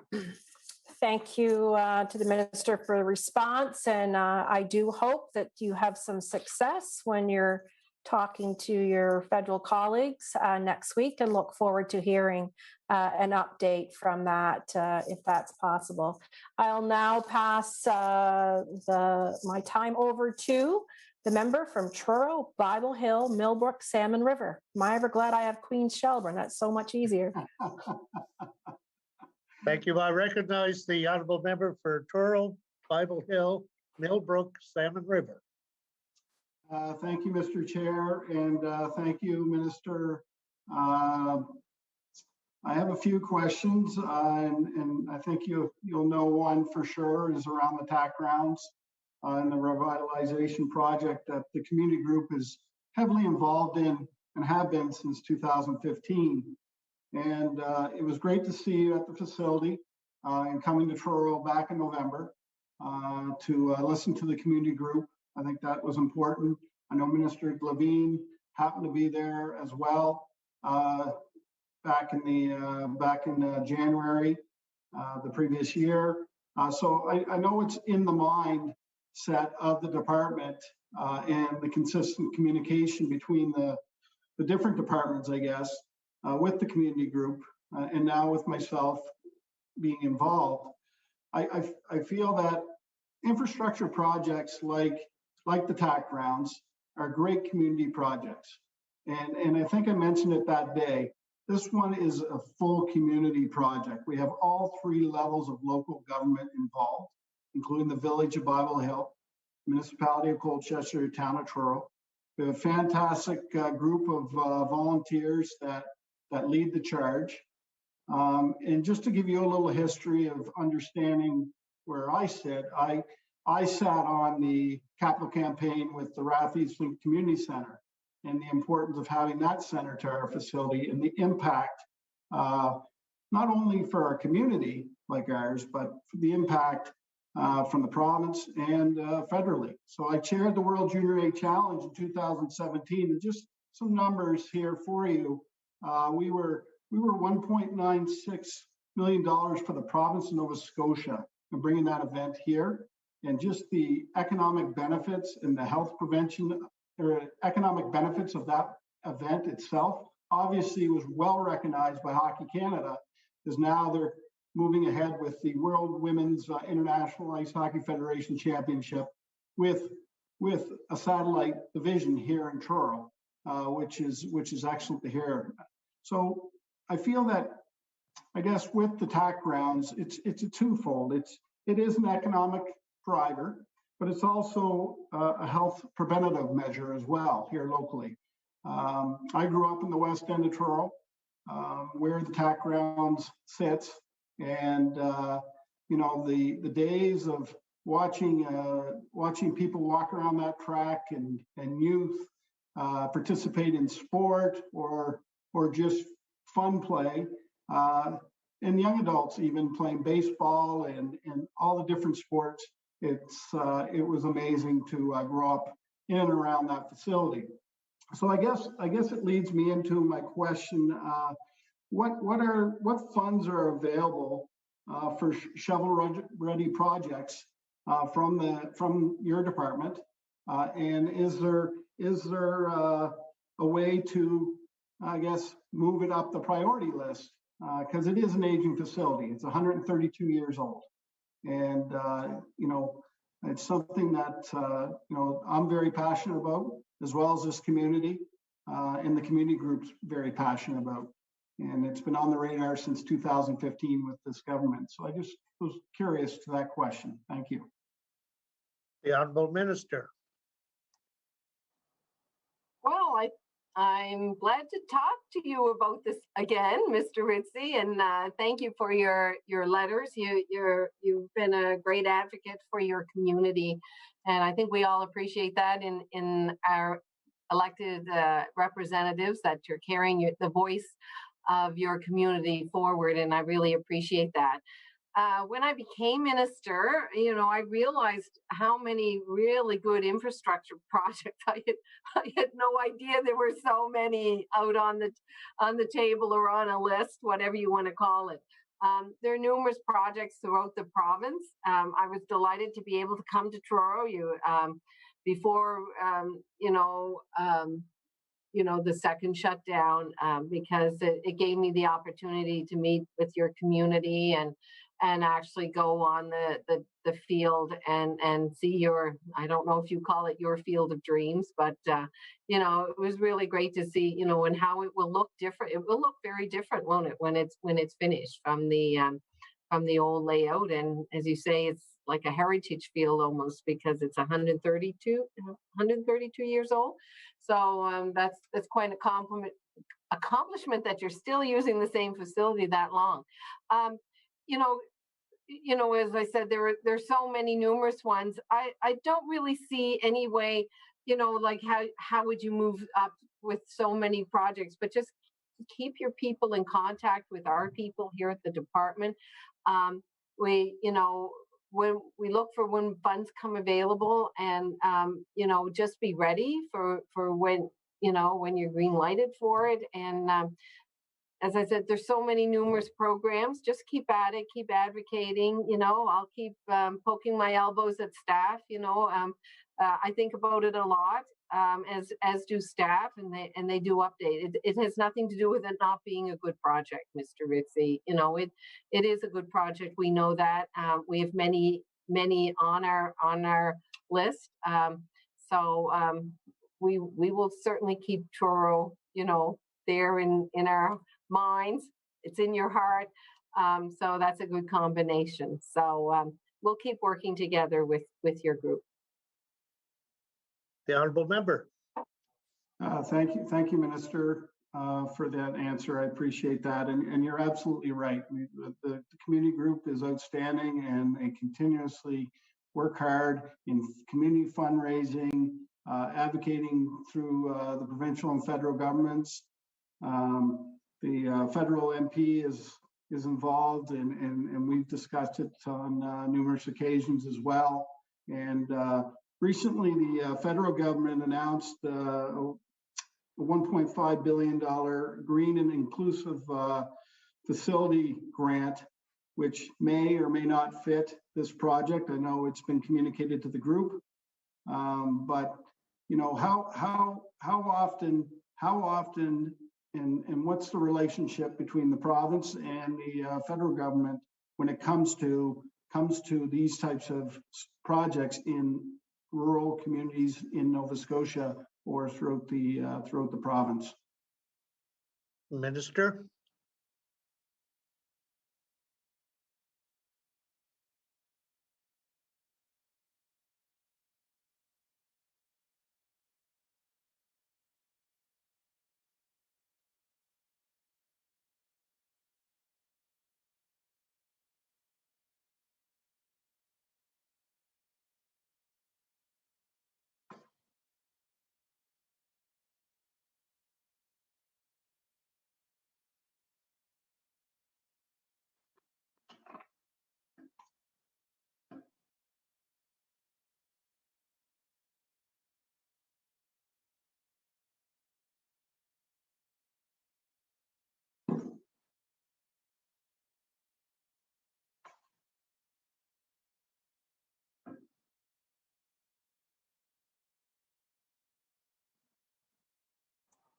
Oh, well, you know, you learn something new every day, and I just learned that there's a new funding stream, and that's from you, Mr. Ritchie. I wasn't aware of that program, and it is just new.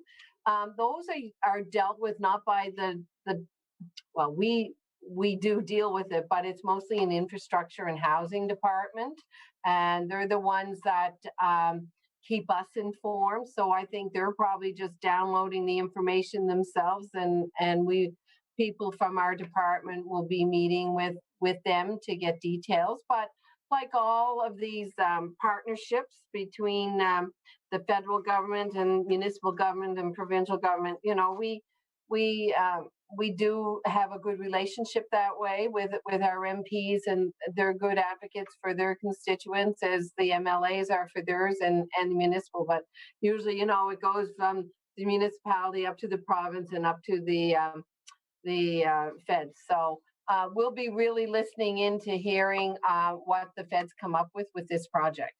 So stay tuned, and we'll stay tuned. Okay. The honorable member. Thank you, Mr. Chair, and thank you, Minister, for that answer. And you know what, I'll finish this part of it, and I have one more question I wanted to ask. But since 2015, we have a community monitoring group again here in Truro, and I'll advocate and push on this for quite some time. And it's an investment. It truly is an investment in health. It's an investment in youth. It's an investment in adults, seniors, our community, and the province. And that's truly the way I ask you and your department and infrastructure and housing, if that's where it goes, to really understand the importance of this facility in our community and moving forward. But I'll leave that one. But I do have a second question. Does the boxing authority still fall under the Department of CCH? It does? Okay. So here's a two-part question, and I'll get it out of the way. What's their mandate and how is it funded? The honorable minister.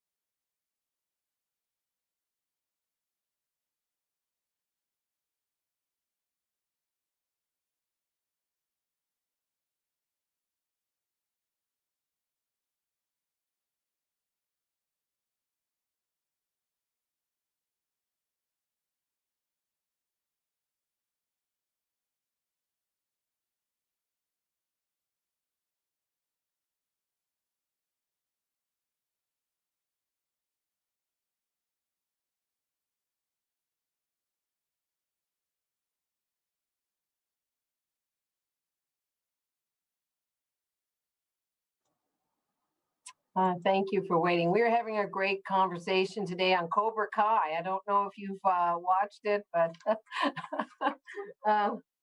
I come from, my sons are all into martial arts and boxing, and so are my siblings. So I always find it interesting when we have, it's now called the Combat Sports Authority, not the Boxing Authority. And Minister Levine in 2017 did some changes to the legislation that it fell under. We do give $30K a year, and the rest of their money comes from the fees that they raise from holding events. Now, I don't think they've had any events for a while because of COVID, but I know the gyms are working, and they are still, in the gyms working, and I think there'll be more in the gym come tomorrow at 8 o'clock because some of the restrictions are coming down tomorrow. And so the job of the Combat Sports Authority is they supervise and regulate the competitive sports, and they try to maintain, they're responsible for maintaining the safety of the contestants. So with boxing and boxing, and there's a medical that they have, that members, participants have to take beforehand. They have a primary care giver ringside, and there's a post match or boxing match physical as well that takes place, and they're very aware of concussions and all sorts of injuries like that can be serious. So they also regulate the licensing of the contestants and promoting the importance of annual physical exams for anyone participating. So they are, they encourage people to participate in, medical procedures that protect them, people who are in competitive sports. So being aware of, like concussions and other injuries that do occur with combat sports. So hopefully that answers a few of your questions. Member? Yes, it does. Thank you, Minister, for those answers. Mr. Chair, I'm done, but I'd like to pass it over to my colleague from Pictou West. Thank you. I recognize the honourable member from Pictou West. Thank you very much, Mr. Chair, and thanks to my colleague for passing it over. I'll just be a few moments too with a few questions for the Minister. The Minister, I know, is well aware of a project that I have in my constituency in the town of Pictou, and it remains an advanced shovel-ready, and we were basically stalled when COVID was declared. But we were last year at this time during estimates given the impression through this department as well as the Department of TIR that it was a go.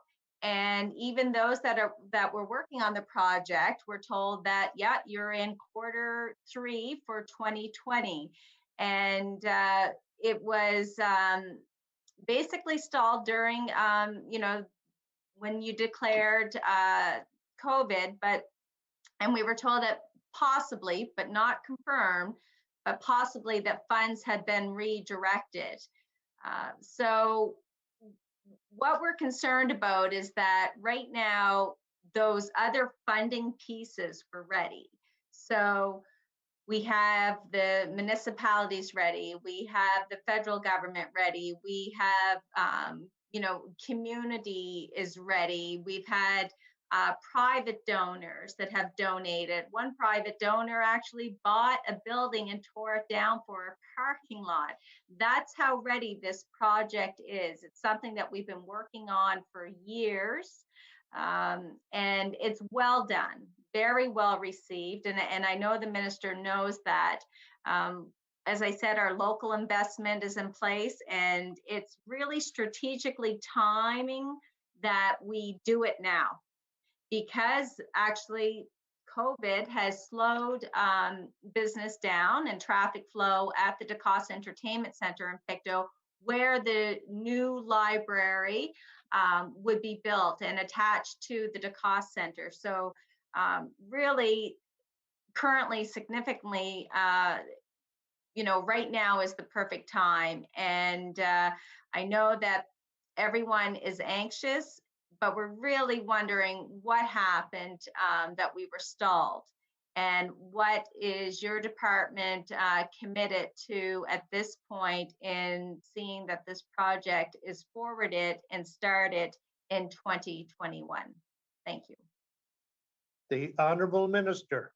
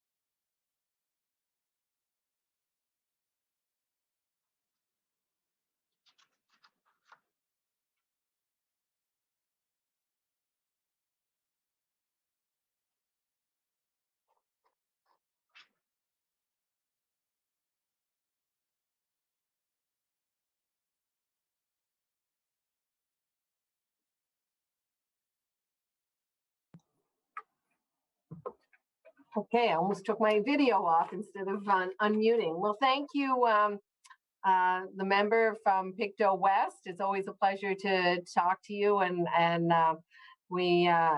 it was also a pleasure to have you and your group that are advocating for the DeCoste Center on a Zoom meeting. I think that was February when we met. It seems like so long ago, but the DeCoste Center is a great project, like many of the projects that we have here at the department. And meeting with your group and hearing their passion and their commitment to the project. As you said, somebody even bought a building and has made a parking lot. And I happened to be in Pictou last summer, so I did not visit the DeCoste Center, but I was on the street where the DeCoste Center is, and visited the Hector Museum, and your waterfront is beautiful, and the DeCoste Center would be a beautiful addition to the downtown area of Pictou for sure. No funds here, to my knowledge, or that of my support people here, has been redirected. So that's a misunderstanding somewhere. But I can only, speak to the work of our department. I can't speak to what the feds are doing, but we did hear from your colleague, Mr. Ritzy, a little while ago that there was a new stream of infrastructure money coming from the feds, and that's new to us. So, that may be something that we can have a conversation with. I think Sean Fraser would be your MP in the area, because I have had conversation with him about the DeCoste Center, and you're right, he supports it. So we look forward to these projects all year, and we always revisit when funds come available, and we will continue to do that. And I know you're shovel ready, and there is, people are anxious to get started, and it is a perfect time. And, we will keep looking for that money, and we'll stay in contact with your committee. The honorable member.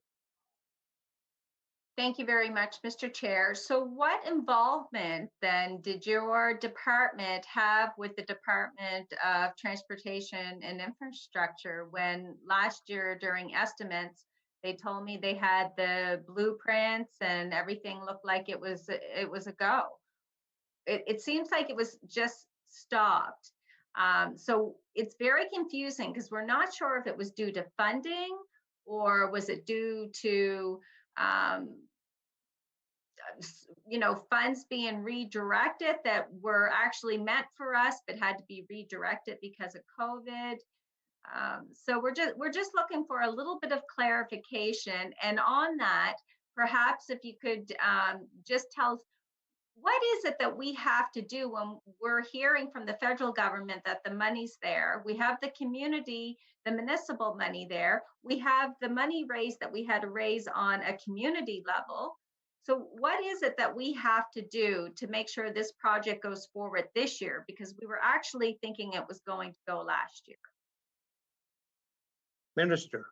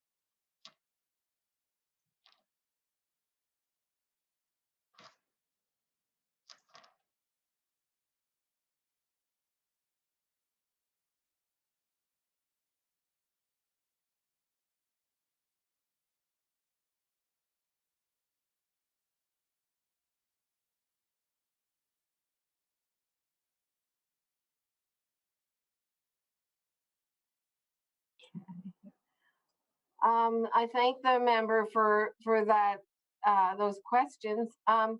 Really, you're doing everything right. We just hope that as money comes available in the department, that we can find the money to support programs like yours.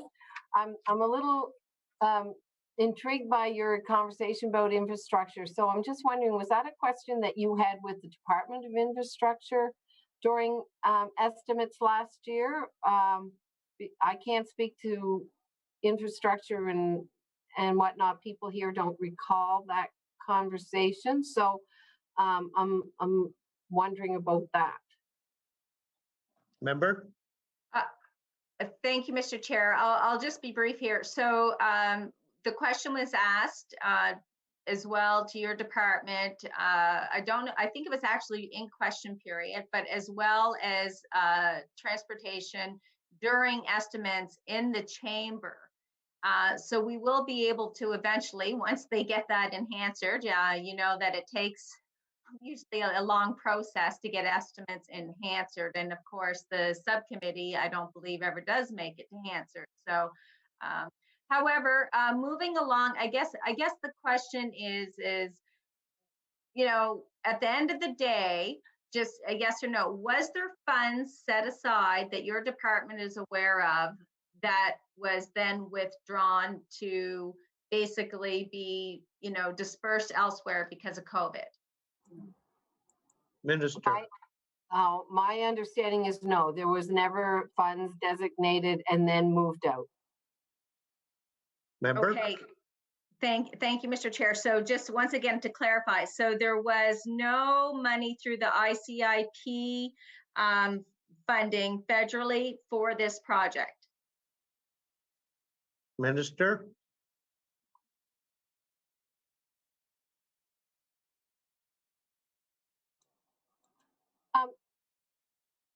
Could the member from Pictou West repeat her question? Member. Was there any funding that was dedicated to this project that was coming down through the COVID stream with the ICIP I understood that, and maybe I have it not correctly wording it, but I understood there was funding with the ICIP, which was federal funding, I believe, that was streamlined with your department. Minister?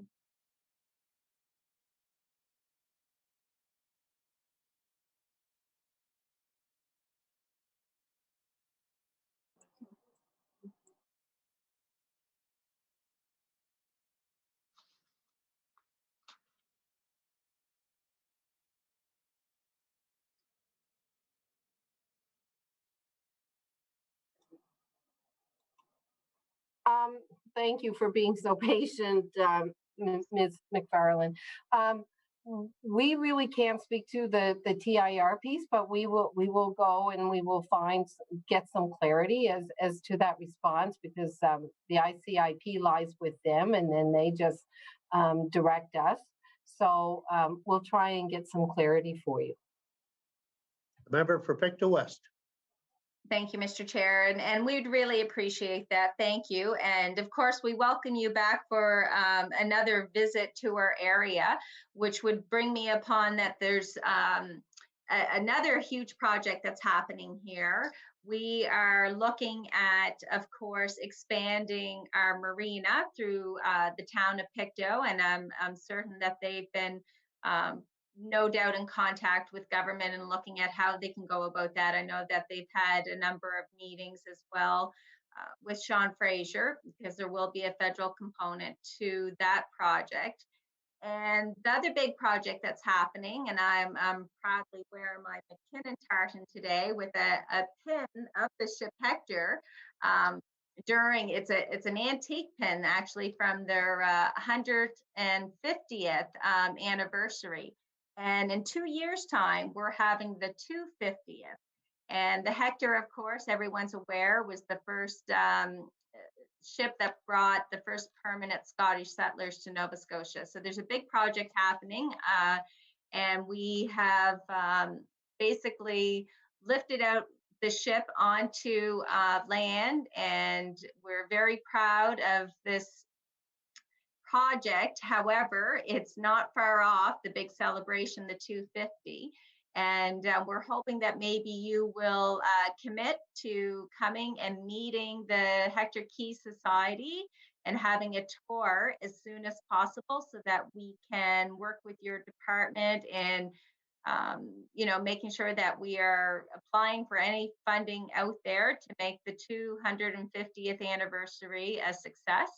So I'm asking for your commitment. I will write it in a formal letter, but I would love to have it on record here now that you would be willing to accept an invite to meet with the society. Minister. Well, that's an invitation that's hard to turn down. Certainly when we get more mobile and whatnot, I'd love to come back to Pictou. I did go to the Hector Museum last summer. It's quite impressive. I love the layout, and I did get to take some pictures, and I really enjoyed it, because I have Scottish ancestry on my mother's side, and it's always good to learn more about the Scots. I don't know how they survived that first winter, but you're tough stock. Honestly, you're as tough as the Germans in Lunenburg when we came, because we had harsh winters too. And when you think of clearing land and trying to stay warm, and there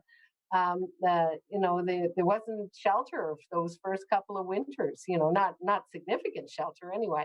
But your projects are all well known to the department, and staff have been in contact. And I'd be happy to bring some staff and come visit Pictou and meet with the committee, time permitting. The member for Pictou West. Thank you very much, Mr. Chair. And that's all I have for questions. So at this point in time, I'd like to pass it over to my colleague from Cumberland North. I recognize the honourable member for Cumberland North. Thank you, Carla. Thank you very much, Mr. Chair. And I am just curious how much time is left.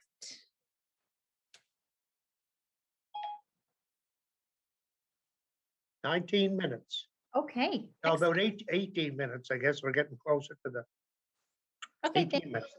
thank you. And I'll make sure I leave time for the minister to read her resolution as well.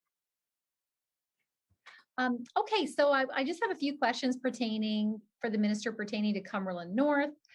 She's probably aware, in fact, I heard my colleague from Pictou West mention about the 250th Yorkshire anniversary coming up next year, 2022.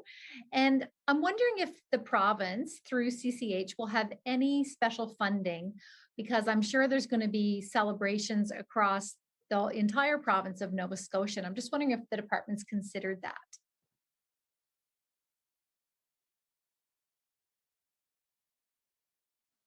Sorry, Minister.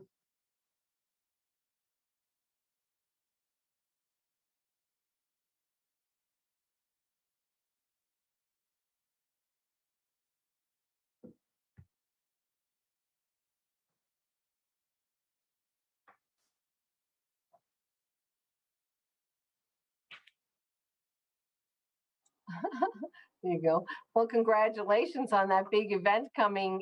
I just want to correct you. I'm not finished. I have another hour after this hour. So I thank you for trying to relieve me of my duties an hour earlier, but I don't think the clerks will allow me to do that. But it's very interesting to hear about your celebration, but our department haven't heard anything from any group or organization, so no application or sometimes we have conversation before an application comes in too. So what I would suggest is that if you have like a museum society or whoever who makes those kinds of requests, that they contact our staff at CCH, have some conversation and find out what kind of grants they may be available. Absolutely. Thank you so much. The honourable member for Cumberland North. Thank you, Mr. Chair, and thank you. I know there is a project in the works here in Cumberland North that they will be contacting the department, but I just am making an assumption that there may be other communities across the province that had some settlers from that Yorkshire, from the migration. I believe it was in 1772, so 250 years ago next year. And then the other big anniversary that we're celebrating up here this year in 2021 is the 350th anniversary of the founding of the Acadian settlement at Beaubassin. And I just wanted to mention that there is some work being done here locally on some celebrations for that as well. So I just wanted to plant that seed, and we're hoping that we'll be able to have some support through the department. The Cumberland County Museum has a very vibrant board of directors. They've done a lot in the last year, even during COVID, they were extremely active. And I know that they have put in a funding request for their 40th anniversary, which is this year. And it's for the Chignecto Marine Ship Railway. And I've reached out a couple of times. I haven't. Order, please. The member, there's a lot of background noise coming from, must be from your mic. Oh dear. Do you want me to log out and go on another computer? No, we'll try it again. Okay. Can you hear it? The member for Cumberland North. Okay, thank you. Might have been the papers, might have been my papers. Yeah, so I just wanted to mention that the Cumberland County Museum have put in an application for the Chignecto Marine Ship Railway project, and it's to celebrate their 40th anniversary, as well as to celebrate the Chignecto Ship Railway, which was a huge engineering endeavor back in the day. So we're hoping also that we can have some provincial support for that. I also wanted to thank the department for the financial support that the Wallace Museum had received during the pandemic. They did a significant amount of work, and I just want to thank the department for supporting that work. They first came to me back in 2017 and had several projects, including a whole area of land right along the Wallace River that they wanted to do some clearing and develop, and they've been able to do that. So I wanted to thank the department for the support of that museum. I wanted to ask a couple of questions around the scope or the mandate of your department. I'm wondering if there's a project we're trying to get funding for. It's for the Tidnish pedestrian walking bridge, which is actually also a part of the Chignecto Ship Railway. And they're having some difficulties getting funding for that. And I'm wondering, is that something that the department would consider taking a look at? The Honorable Minister.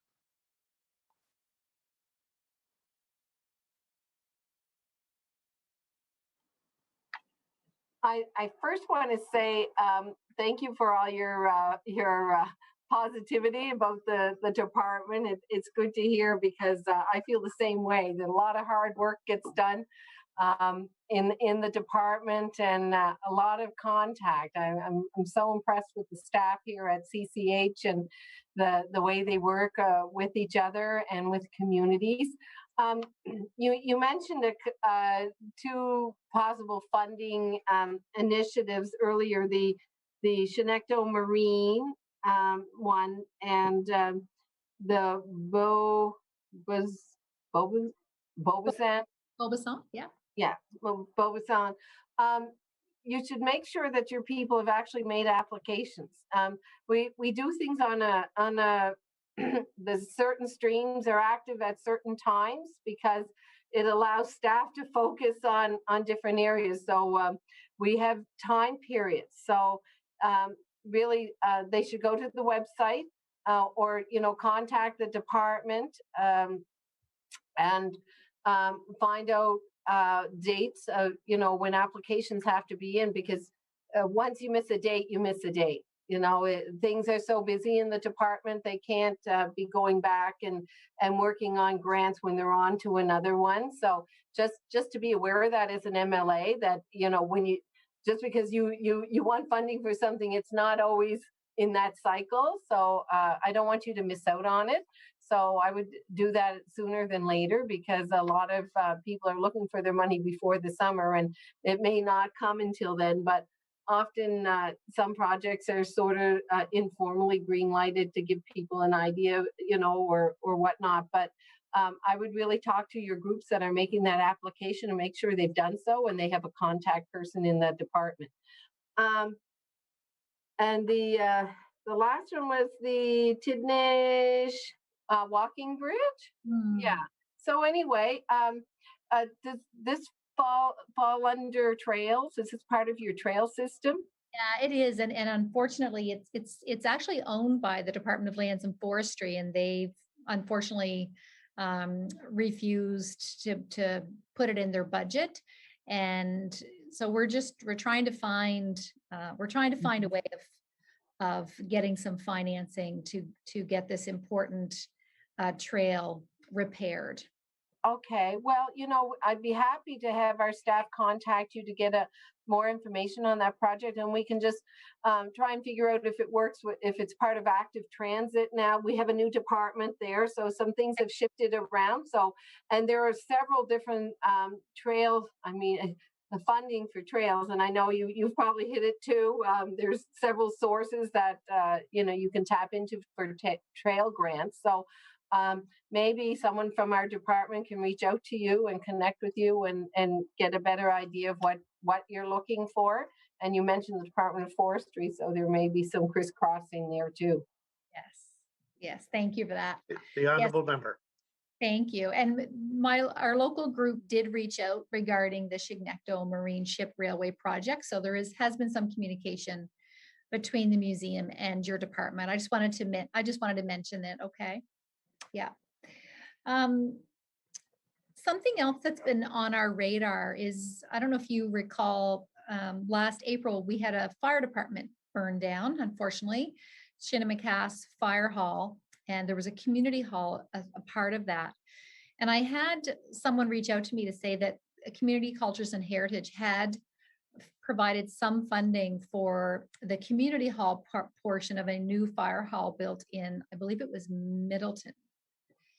And so I had a conversation with someone in the department about that, and they were supposed to reach out to our mayor of the county of Cumberland, but they haven't yet. So I just wanted to ask the minister if she would be able to sort of follow up with that. So our mayor is former MLA Murray Scott. I'm not sure if you're familiar with Murray Scott, but what I was told is that funding could possibly be available for the community hall portion, and there was insurance to replace the structure that was burnt. However, the building requirements are different now. So therefore, the building has to be built larger than what insurance will cover because of the new requirements for community hall. It has to be a separate structure or separate space from where the fire trucks are stored, if that makes sense. So insurance will not cover the entire rebuild. So I did want to just bring that up because that is a significant need for here in Cumberland North, making sure we get that fire hall replaced and rebuilt and to meet the needs of the community. Minister. Thank you for that piece of information, and sorry about losing your fire hall. They are, well, I earlier said that these little community museums are the heart and soul, so I don't know what I'll say about your fire department, besides being a necessity, but I don't think they're harder volunteers in our community than firefighters. Volunteer firefighters, there's always someone at the fire station when you walk by or drive by. It's incredible because they're not only like keeping us safe, but they do a heck of a lot of fundraising. They're huge fundraisers, and you know their expenses are so huge with not just the infrastructure like renewing a fire station, but you know the cost of vehicles and equipment is very expensive. So yeah, I was interested to hear that, and I don't know a whole lot about, you know, community halls are interesting pieces.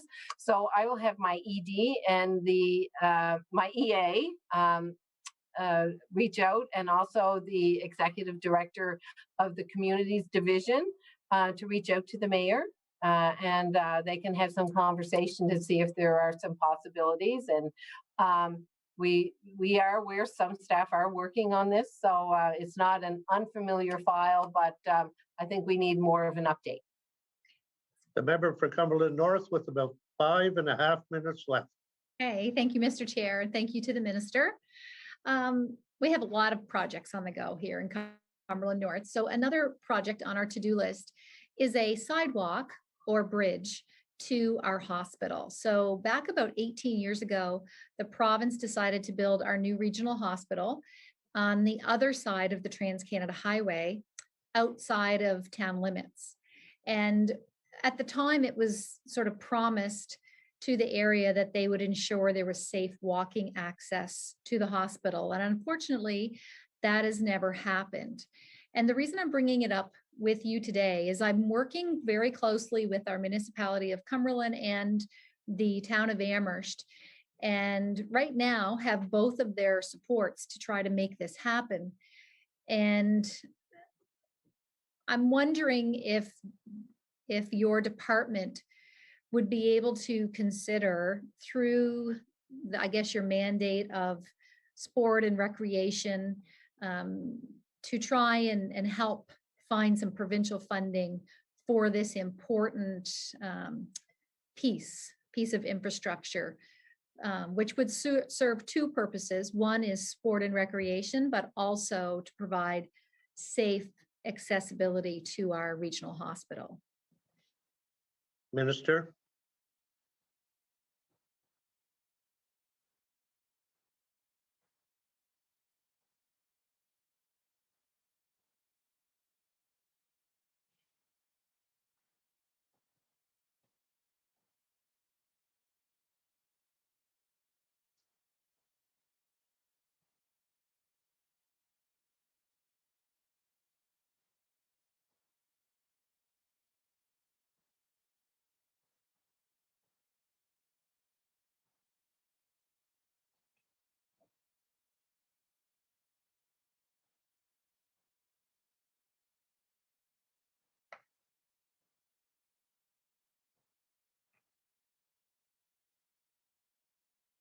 Okay. on initiatives within our Let's Get Moving action.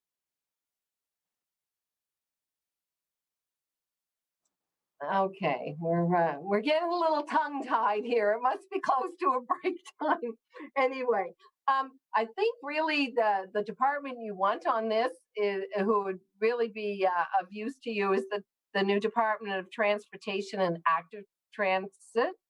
That is with Minister Hines, and you may want to make contact with staff there. Active transportation is really important, and we would really, having people walking is so important, and we've all been walking more with COVID. So, it's really important, and also to get to your healthcare center is really important, and walking routes, it all falls into our Get Moving program that we have, and Let's Get Moving, and have some conversation with them, and if we've come across something in our department that fits, we'll be in contact with you and through your constituency office, and it relates to the plan is different, so we'll have to take a look at what you're looking for. But I would recommend contacting the Department of Transportation and Transit,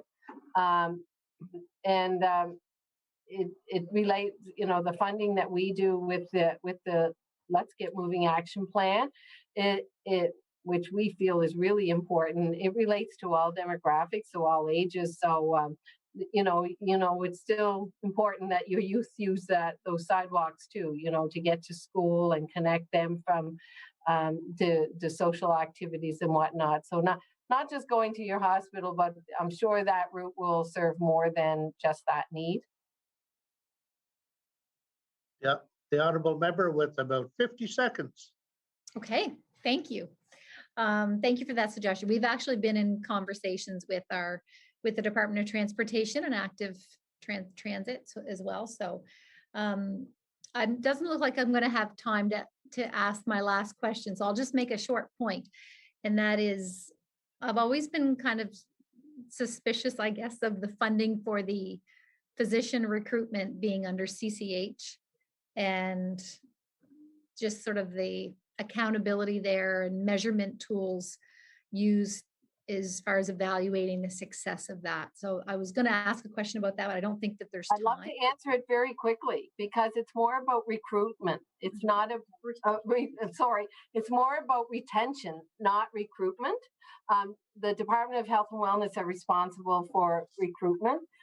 We do the piece of retention, because as you know, you can get the doctors there, but you have to keep them. And Order, please. I gave the minister 10 extra seconds there on that one. So, we're going to take our 15-minute COVID break. We'll return again at 8:03 for the final hour for today. 8:03. Okay.